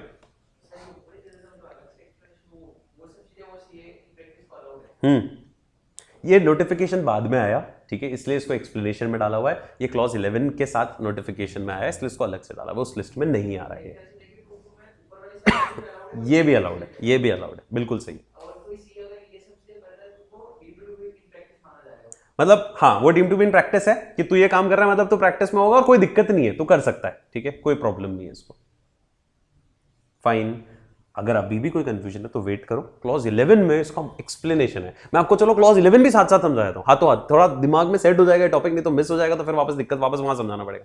क्लॉज 11 ये कहता है कि अगर एक सीए दूसरा बिजनेस और ऑक्यूपेशन करता है सीओपी लेने के बाद, तो फिर उसके खिलाफ एक्शन होगा। फिर ये एक्सेप्शन हो गया कि नहीं तू ये तो कर रहा है तो कोई दिक्कत नहीं, इसमें हमको कोई आपत्ति नहीं है, भले ये दूसरा काम है पर ये दूसरा काम अलाउड है। ये लिक्विडेटर तू बन सकता है, ट्रस्टी तू बन सकता है, एग्जीक्यूटिव तू बन सकता है, क्लाइंट के मैटर्स तू टेकअप कर सकता है, ठीक है, तू गवर्नमेंट का कोई असाइनमेंट आया है, कोर्ट का कोई असाइनमेंट आया ले सकता है, पर ये काम सिर्फ फीस बेसिस पे करेगा, तू किस पे नहीं करना है, फुल टाइम बेसिस पे नहीं करना। फुल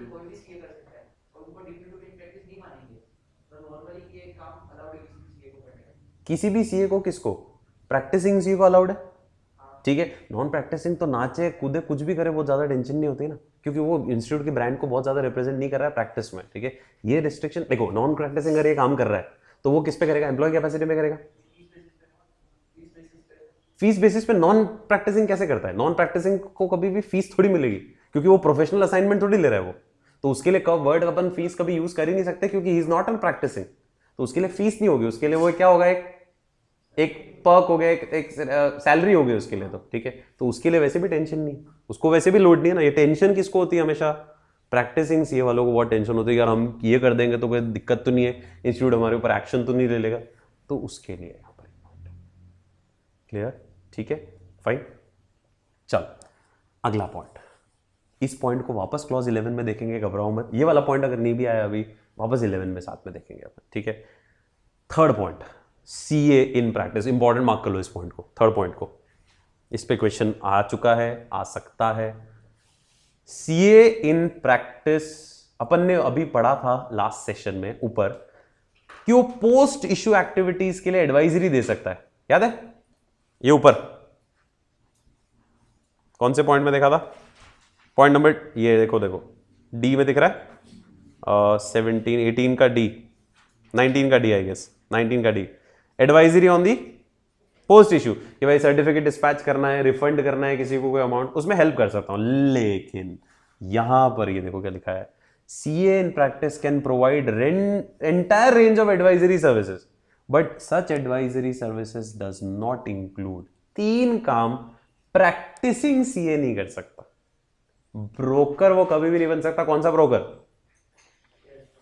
शेयर वाला, ठीक है, कंपनी का ब्रोकर नहीं बन सकता, अंडरराइटर नहीं बन सकता, और पोर्टफोलियो मैनेजर वर्ड सुना है, एसएफएम में सुना होगा, पोर्टफोलियो मैनेजमेंट, ठीक है, कि वो कंपनी का सारा शेयर का वो जो पोर्टफोलियो है वो मैनेज का काम नहीं कर सकता, क्योंकि तीनों काम एक तरह से वो एजेंट जैसे काम हो रहे हैं, ठीक है। Underwriter is like an agency only, ठीक है, portfolio management is like an agency only, और broking is like an agency only. Insurance broking नहीं है, ये कौन सी ब्रोकिंग है, स्टॉक ब्रोकिंग है, ठीक है। ये तीन काम इंस्टीट्यूट ने सरासर क्या कर रखे हैं, मना कर रखे हैं कि अगर तुम प्रैक्टिसिंग सी हो, नॉन प्रैक्टिसिंग हो, तुम जो करना है करो, लेकिन अगर तुम प्रैक्टिसिंग सी हो, ठीक है, तो इन तीन कामों में तुम इन्वॉल्व नहीं होगे जो इश्यू से रिलेटेड होंगे। ब्रोकिंग में इन्वॉल्व नहीं होगे क्योंकि तुम्हारा पर्सनल इंटरेस्ट डेवलप होगा वहां पे, ठीक है।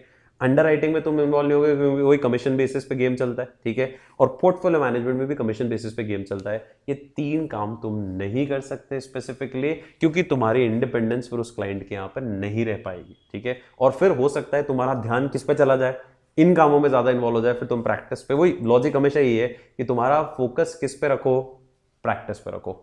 दूसरा रीजन इसका एक और होता है, क्यों मना कर रखा है इंस्टीट्यूट ने, कि आप इन कामों से ना तुम्हारा मार्केट में नाम होगा, इन कामों से, और फिर तुम इन कामों से क्लाइंट अपने लिए लेकर आ जाओगे जो कि दूसरा प्रैक्टिसिंग सीए नहीं ला पाया, मतलब तुम एडवर्टाइज कर पाओगे इससे।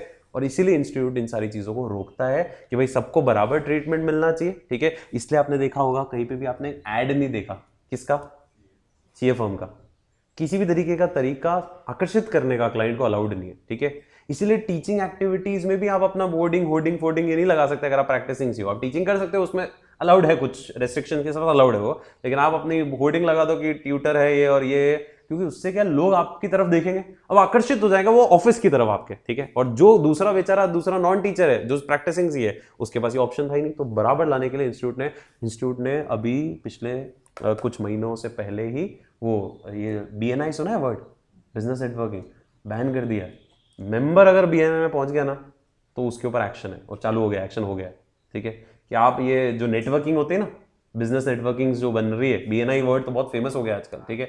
इनमें आप नई मेंबर बन सकते हैं, ठीक है, क्योंकि इससे कॉन्टैक्ट से आपको क्लाइंट मिल रहे हैं, जबकि बेचारा जो BNI का मेंबर नहीं है, प्रैक्टिसिंग CA, उसको कहां से मिलेगा। तो आपको एड ऑन एडवांटेज इस तरह से तो नहीं मिल सकता, ठीक है। तो बैन कर दिया, बोला कोई भी CA, प्रैक्टिसिंग CA BNI का मेंबर नहीं बनना चाहिए, ठीक है। बना तो गया फिर वो। ये इस लॉजिक के ऊपर आधारित है ये वाला पॉइंट।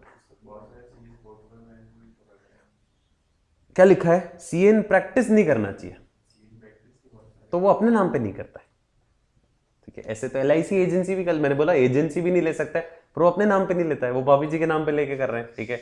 तो वो ऑफिशियली रिकॉर्ड में जानी है वहां, फिर ठीक है, ठीक है। फिर क्योंकि कंप्लेन अगर हुई भी सही तो मैं बोल दूंगा मेरे नाम पे थोड़ी है, ये तो मेरी वाइफ करती है, ठीक है। तो बस बच जाओ। तो ये आपके पास ऑन पेपर नहीं होना चाहिए वो चीज, बाकी तो ठीक है। बाकी तो अभी रिकॉर्डिंग चल रही है, बाकी तो 34 क्लॉजेस कोई भी चार्टर्ड अकाउंटेंट फुलफिल नहीं करता है। कहीं ना कहीं कोई ना कोई CA किसी न किसी क्लॉज का क्या कर रहा है, मिसकंडक्ट कर रहा है, वायलेशन कर रहा है। आप देखोगे तो आपको खुद को नजर आएगा, अरे ठीक है, अभी तो शुरू नहीं किया, अभी शुरू करेंगे देखोगे तो पता चलेगा आप लोगों को, ठीक है। बट अपने को तो 20 नंबर चाहिए, अपने को उसी हिसाब से पढ़ना, अपने को थियोरेटिकली पढ़नी वो चीज़ें। फिर कुछ एथिक्स हमको भी फॉलो करने चाहिए, कुछ एथिक्स फॉलो करके जीवन नहीं बीत सकता, सारे एथिक्स फॉलो करके, इसलिए वो सब लोग फॉलो नहीं करते, ठीक है, फाइन। अगला ब्रोकिंग एजेंसी कल हो गया था। अगला कलेक्शन एजेंट बन रहे हो, वसूली भाई, नॉट अलाउड। NRI का फंड मैनेज कर रहे हो इंडिया में, नॉट अलाउड। आप एजेंट ही, मतलब एजेंट वर्ड तो भूल जाओ, नहीं बन सकते, क्योंकि आप प्रैक्टिसिंग CEO, काम पे ध्यान दो, ठीक है, इन चीजों में नहीं। अगला डायरेक्ट सेलिंग एजेंट, मतलब कोई ऑफिस में आया, ठीक है, अब बोलो अरे यार बहुत काले हो गए, लो ये फेयर एंड लवली लगा लो, उसका आप अगर उसकी एजेंसी ले रखी है आपने, fair and handsome, fair and lovely, you can not do direct selling agent also, आप नहीं बन सकते एजेंट, ठीक है। He may provide the services in the nature of verification which are in the nature of assurance, ठीक है, वो तो अलाउड है कि आपको कोई अश्योरेंस देनी है किसी चीज के लिए, वेरिफिकेशन आपको काम करना है, वो ऑडिट से रिलेटेड वो कर सकते हो, लेकिन आप एजेंट तो किसी के भी नहीं बन सकते, ना कलेक्शन एजेंट, ना NRI के फंड में एजेंट, ना सेलिंग एजेंट, ना इंश्योरेंस एजेंट, एजेंसी किसी भी प्रकार के आपको अलाउड नहीं, ठीक है। और ये सारे टॉपिक्स वापस क्लॉज 11 में अपन डिस्कस करेंगे, बट एक बार ये टॉपिक के साथ, सेक्शन के साथ एक्सप्लेनेशंस थे, इसलिए मैंने आपको साथ में बता दी। इसमें एक्सप्लेनेशन सिर्फ अभी जो याद करना है आपको, एक वो वाला एम्प्लॉय वाला, ठीक है, और एक ये जो सबसे इंपॉर्टेंट एक्सप्लेनेशन है कि इशू से रिलेटेड आप सारी एडवाइजरी सर्विसेज दे सकते हो, कि MCQ में क्वेश्चन आ सकता है, लेकिन 3 अलाउड नहीं है, और 3 सिर्फ यही नाम है, इसके अलावा कोई भी नाम होता है वो सब अलाउड है। ब्रोकिंग, अंडरराइटिंग, पोर्टफोलियो मैनेजमेंट, ठीक है, ये 3 अलाउड नहीं है, बाकी सबके सब अलाउड है।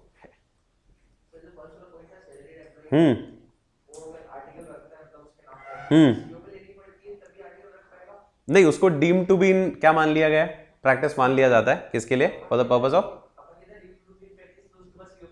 एक्सेप्शन ही तो यही हुआ ना, हाँ, कि उसके पास वो नहीं भी है तो वो चल जाएगा, ठीक है।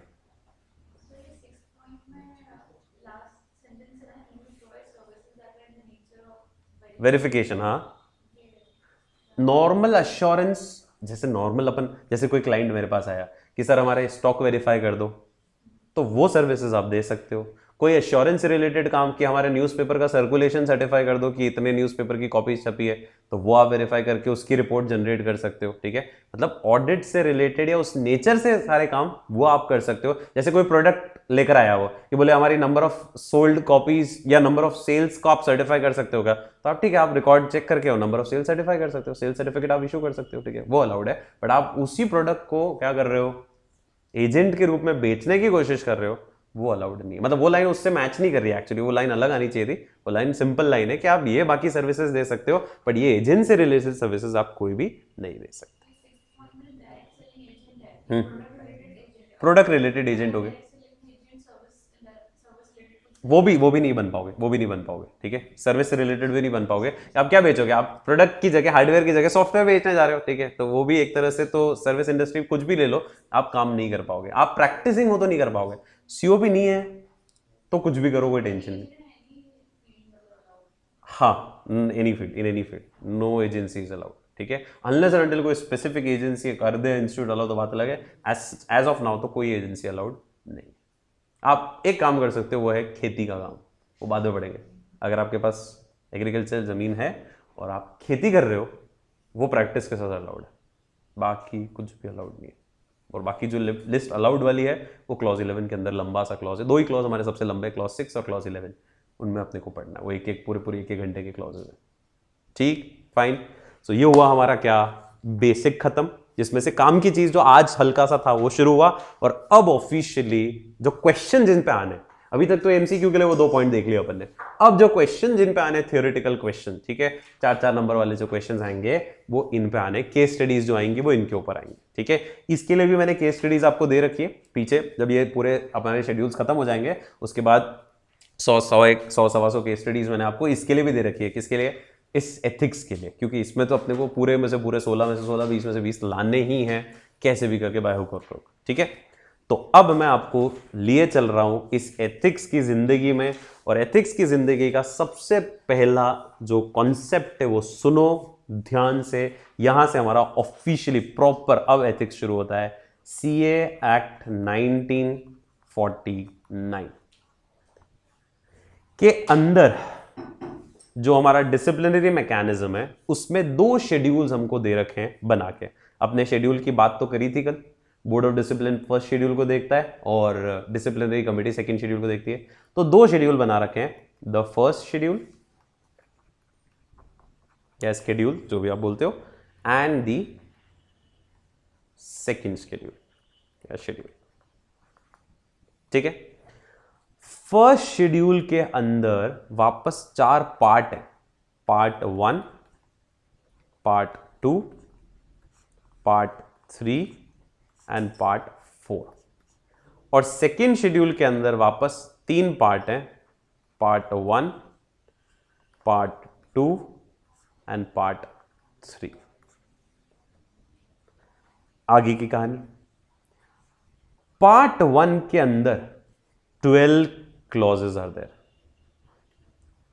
और ये जो भी क्लॉजेज है ना, इन सब में ये लिखा हुआ है कि एक चार्टर्ड अकाउंटेंट क्या नहीं कर सकता। अगर उसने ये किया तो वो गिल्टी है। सब में क्या लिखा है, ये किया तो तू गिल्टी है, ये किया तो तू गिल्टी है, ठीक है। इसमें 12 ऐसी चीजें लिखी हुई, इसमें 2 चीजें ऐसी लिखी हुई, इसमें 3 चीजें ऐसी लिखी हुई है, और इसमें वापस 2 चीजें ऐसी लिखी हुई है, ठीक है। तो टोटल ये हो गया हमारा कितना, 19 क्लॉजेस। 19 यहां है, 15 यहां पढ़ेंगे। इसमें है 10 क्लॉजेस, इसमें है 4 क्लॉजेस, इसमें है 1 क्लॉज। रुको रुको रुको, hold hold hold hold hold, फिर बना लेना, बनाने में तो 2 मिनट लगेंगे। आगे सुनो, अब ये सुनना ध्यान से। जो पार्ट 1 है ना, पार्ट 1 फर्स्ट शेड्यूल का, वो एप्लीकेबल है सिर्फ सीए इन प्रैक्टिस पे। मतलब प्रैक्टिसिंग सीए को, क्योंकि सबसे ज्यादा लफड़ा उसी पे ही है ना, तो नॉन प्रैक्टिसिंग के लिए बहुत ज्यादा क्लॉजेस नहीं मिलेंगे आपको, ठीक है। प्रैक्टिस सीए ये 12 चीजें नहीं कर सकता। ये है सीए इन सर्विस वाले पे, जो जॉब कर रहे हैं, मतलब जो एक तरह से प्रैक्टिसिंग नहीं होंगे या प्रैक्टिसिंग है लेकिन फर्म में नौकरी कर रहे हैं, उनके ऊपर भी ये लागू होगा। अब ये लफड़ा है, जो बेचारा प्रैक्टिस जिसने ले रखी है ना सीओपी, और वो फर्म में नौकरी कर रहा है, उस पर ये भी लागू हो गया और ये भी लागू होगा, क्योंकि वो जॉब भी कर रहा है, ठीक है। बट ज्यादातर अपन इसको जनरली नॉन प्रैक्टिसिंग जो जॉब कर रहे हैं उनके ऊपर लेंगे, ठीक है। थर्ड, ये है सीए सबके ऊपर। सबके ऊपर मतलब कुछ भी कर रहे हो आप, प्रैक्टिस करो मत करो, सीए हो, आपको ये 3 चीजें अलाउड नहीं है, ठीक है। तो करी तो फिर मिसकंडक्ट है।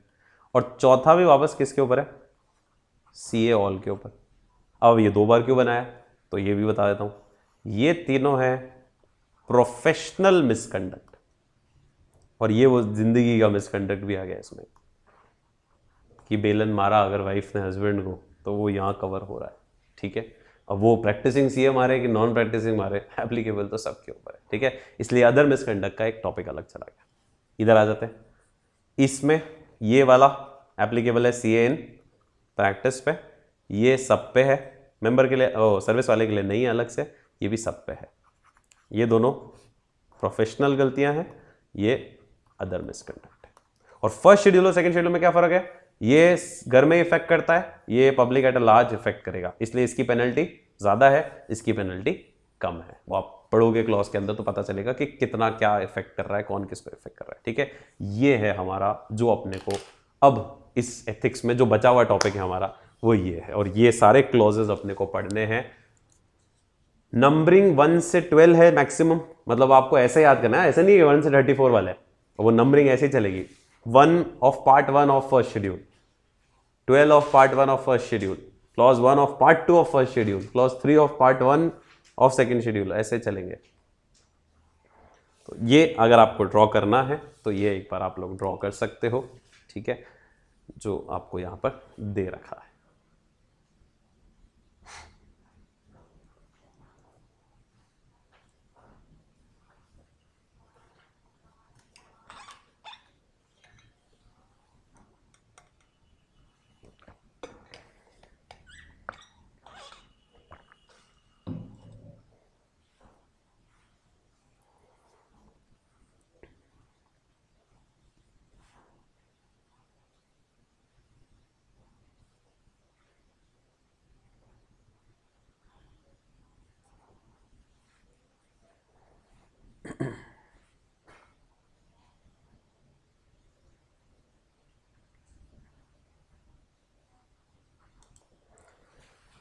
तो ये अगर आप लोगों ने ड्रॉ कर लिया है तो अब हम आगे बढ़ते हैं, और इसके अंदर अब हमारा फर्स्ट शेड्यूल से एक बार अपने को शुरू करना है। टाइम है हमारे पास अभी 10 मिनट और, तो एक पहला क्लॉज अपन कंप्लीट करके जाएंगे, ठीक है, ताकि एक बार इंट्रोडक्टरी शुरू हो जाए एथिक्स। अच्छा, एक और चीज, जब आप ये चीज पढ़ते हो ना, ठीक है, तो आपके सामने केस स्टडी आती है एग्जाम में, ठीक है। केस स्टडीज अपन देखेंगे, मैंने क्लॉज के साथ भी दे रखी है एक केस स्टडीज, ताकि आपकी हेल्प हो जाए। बाकी पीछे बहुत सारी केस स्टडीज हैं बुक के पीछे, ठीक है, इसमें आप सारे भी देख सकते हो, प्रैक्टिस कर सकते हो, ठीक है। इसमें क्वेश्चन ऐसा आता है, एक केस आएगा, mister X is a chartered accountant और उन्होंने ऐसा ऐसा किया।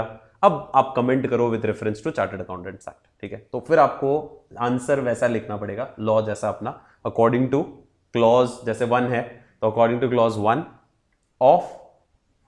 ऑफ पार्ट 1, ऐसे चलेगा ना, clause 1 of part 1 of the first schedule of chartered accountants act. उसके बाद एक पंचलाइन है जो कॉमन चलेगी। कॉमन किन के लिए है? ये जो प्रैक्टिसिंग सीए है ना, प्रैक्टिसिंग सीए, इन दोनों के लिए एक कॉमन पंचलाइन है, इसके लिए एक पंचलाइन है, और ऑल के लिए एक पंचलाइन है। मतलब 3 पंचलाइंस है मेनली, ये और ये काम आनी है अपने को, तो प्रैक्टिस सर्विस वाले में तो ज्यादा क्वेश्चन आते भी नहीं है। इसकी पंचलाइन क्या पता है? इसकी पंचलाइन ये है, a chartered accountant in practice shall be deemed to be guilty of professional misconduct if he does this, if he does clause 1, if he does clause 2, if he does clause 3। ये common line चलेगी। क्या चलेगी? पहली line देखो, clause 1 के ऊपर, part 1 से शुरू कर रहे हैं, फर्स्ट शेड्यूल, ठीक है। क्या लिखा है? A chartered accountant in practice, मतलब ये लाइन तो आपको एक तरह से क्रैम करनी ही करनी, याद ही हो जाएगी, 1-2 बार बोलोगे तो। अ चार्टर्ड अकाउंटेंट इन, क्योंकि प्रैक्टिसिंग के ऊपर एप्लीकेबल है तो सिर्फ चार्टर्ड अकाउंटेंट प्रैक्टिस लिखा हुआ है। A chartered accountant practice shall be deemed to be guilty of professional misconduct, कब? इफ ही, अब if he what? If he clause number 1। Clause number 1 पे आ जाओ, और क्लॉज नंबर 1 से पहले एक छोटी सी कहानी सुनो, बहुत सिंपल सी कहानी। मैं एक चार्टर्ड अकाउंटेंट हूं, पर अज्यूम करो कि मैं प्रैक्टिसिंग चार्टर्ड अकाउंटेंट नहीं, ठीक। आप एक चार्टर्ड अकाउंटेंट नहीं हो, आप मेरे पास आए, बोले सर मेरे पास क्लाइंट खूब सारे, पर मेरे पास क्या नहीं है? डिग्री नहीं है। तो डिग्री नहीं है तो प्रैक्टिस में कर नहीं सकता। एक काम करो ना, आप क्या ले लो, सीओ भी ले लो, और आप मुझे अलाउ कर दो कि मैं आपके नाम पे क्या कर लूं? प्रैक्टिस कर लूं। मैंने कहा ठीक है, मेरे को क्या दिक्कत है, मेरे को पैसे देगा। मैंने क्या ले ली, सीओपी, मैंने फर्म ओपन कर ली और मैंने उसको अलाउ कर दिया कि तू मेरे नाम पे क्या कर ले, प्रैक्टिस। जबकि वो कौन नहीं है, वो सीए इन प्रैक्टिस नहीं है। सीओ भी होता तो भी तो भी नहीं अलाउड था, सीओ भी होता तो भी अलाउड नहीं, क्योंकि वो क्या होना चाहिए, प्रैक्टिसिंग सीए होना चाहिए। और प्रैक्टिसिंग सीए होने के साथ साथ वो मेरा क्या होना चाहिए, या तो पार्टनर हो या मेरे यहां पे क्या करे, एम्प्लॉय बने, तो मैं उसको मेरे नाम पे प्रैक्टिस करने देना अलाउ कर सकता हूं। क्लॉज पे ध्यान दो, पंचलाइन क्या कह रही है, एक chartered accountant, a practicing chartered accountant shall be deemed, मान लिया जाएगा, he is guilty of what, professional misconduct if he allows any person to practice in his name as a, तो this is line, बस एक बार यहां रोक लो अपने आप को। तो लाइन क्या हुई, a chartered accountant in practice shall be deemed to be guilty of professional misconduct, ठीक है, साफ साफ लिखा हुआ है। if he does what, if he allows any person to practice in his, मेरे नाम पर प्रैक्टिस करने देना as a chartered accountant, unless, exception क्या है, अनलेस वो पर्सन भी कौन है, चार्टर्ड अकाउंटेंट इन, एंड वो या तो मेरा क्या है, पार्टनर है, या मेरा क्या है, एम्प्लॉय है। अब ये जो बोल्ड में दे रखी ना लाइन, ये है क्लॉज, ये हर बार मैंने बोल्ड में दे रखा है, ठीक है। अब इसको एज इट इज लैंग्वेज याद करने की जरूरत नहीं है। एथिक्स में एग्जामिनर क्या देखता है, वो देखता है आपको समझ में आ गया है, आपने क्लॉज सही पकड़ा, उसका ब्रीफ दे दिया, ठीक है, और आपने इंटरप्रेट करके, अब केस कैसे आएगा, मिस्टर, यही जो भी बोला, mister A, a chartered accountant, was approached by Mr. B, who was not a chartered accountant, to allow him to practice in his name. Mr. A, after a deep thought, allowed him to practice in his name. Comment with reference to chartered accountant. Simple concept है। अब आपको answer कैसे लिखना है, according to clause 1 of part 1 of Chartered Accountants Act, a chartered accountant in practice shall be deemed to be guilty of professional misconduct if he. अब if ही के बाद आपको शॉर्ट में जो समझ में आता है वो लिख लो, वैसे तो इजी थी language. If he allows any other person to practice his name except, इतना लंबा नहीं, इतना तो कोई दिक्कत नहीं है, except when that person is also, और एक्सेप्शन में क्या है, देखो एक्सेप्शन में शर्त ये है, वो कौन होना चाहिए, प्लस आइदर पार्टनर और एम्प्लॉय। मतलब इस शर्त के हिसाब से एम्प्लॉय के पास भी क्या होनी चाहिए, सीओपी होनी चाहिए। अगर आपने नॉर्मल एम्प्लॉय को दे दिया तो वो अलाउड नहीं है, उसके पास भी सीओपी होनी चाहिए। इस एंगल से तो यही क्लियर है और यही इंटरप्रिटेशन है इसका, ठीक है, फाइन। ये है क्लॉज नंबर 1। फिर आपने क्लॉज लिखा, फिर वही नॉर्मल केस के हल्का फुल्का लिख दिया, in the present case mister ये, वो जो नॉर्मल लॉ का आंसर लिखते हैं वैसे ही लिखना होता है। एक्सप्लेनेशन में भी यही लिखा हुआ है कि ये क्यों लाए, ये वाला क्लॉज इंस्टीट्यूट क्यों लेके आई, ताकि अनक्वालिफाइड सीए, क्वालिफाइड सीए की आड़ में छुप के क्या ना कर ले, वो काम ना कर ले जो उसको अलाउड नहीं है, ठीक है। तो गिल्टी कौन होगा यहां पे, सीए इन प्रैक्टिस, जिसने ये अलाउ कर दिया उस बंदे को कि तू कर ले मेरे बिहाफ पे काम, वो गिल्टी हुआ। Clear, simple. सवाल कोई हो तो पूछो, बाकी तो बहुत क्लियर है, ठीक है, सिंपल सा क्लॉज है, डन, ठीक है, कंफ्यूजन कोई नहीं। सो ये हमारा क्या हुआ, ये हमारा हुआ पहला क्लॉज, और आज के सेशन के लिए ये हमारा एक क्लॉज काफी, क्योंकि अब और क्लॉज 2 बढ़ा आ रहा है और उसके बाद सारे इंटरेस्टिंग क्लॉजेस शुरू होंगे। So this is how we have to learn the clauses, इस तरह से लिखना है अपने को, और बहुत सिंपल तरीका है। आपको सिर्फ क्या याद रखना है, समझ में आ गया ना, आपको केस आएगा ना तो आपके दिमाग में 34 क्लॉजेस घूमेंगे, उनके नंबर्स घूमेंगे, नंबर में 1 से 12 तक ही मैक्सिमम होगा, फिर वापस 1 2 आएगा, फिर वापस 1 2 3 आएंगे, ठीक है। सो 12 क्लॉजेस हर उसके अंदर है, जिसमें भी मतलब मैक्सिमम 12 नंबर तक घूमेगा, फिर पार्ट नंबर घूमेगा, शेड्यूल नंबर घूमना है बस। बाकी आगे की चीज तो मैं आपको सिखा दूंगा कि एक्ट कॉमन नहीं रखना है, ठीक है, क्योंकि वो कॉमन नहीं है, और पंच लाइन आपको कॉमन रखनी है। तो मेन आपका दिमाग यहां सेट होना चाहिए, नंबर सही हिट कर दिया, और करना ही पड़ेगा, ठीक है, नंबर सही हिट कर दिया, कंटेंट सिंपल लिख दिया, कंक्लूजन लिख दिया, गिल्टी और नॉट गिल्टी, बस वो क्लियर होगा, ठीक है, गिल्टी है कि नहीं गिल्टी है, गिल्टी है, इस केस में भी जो बोला वो गिल्टी है, तो गिल्टी है की कैटेगरी में आ जाएगा। बाकी जहां एक्सेप्शन होगा, जैसे एक्सेप्शन केस था तो आप बोल देते mister A is not guilty, क्योंकि उन्होंने जो अलाउ किया वो किसको किया है, प्रैक्टिसिंग सीए को, जो उनका एम्प्लॉय है, ठीक है, समझ आया, ठीक है। So with this we are coming to the end of day number 3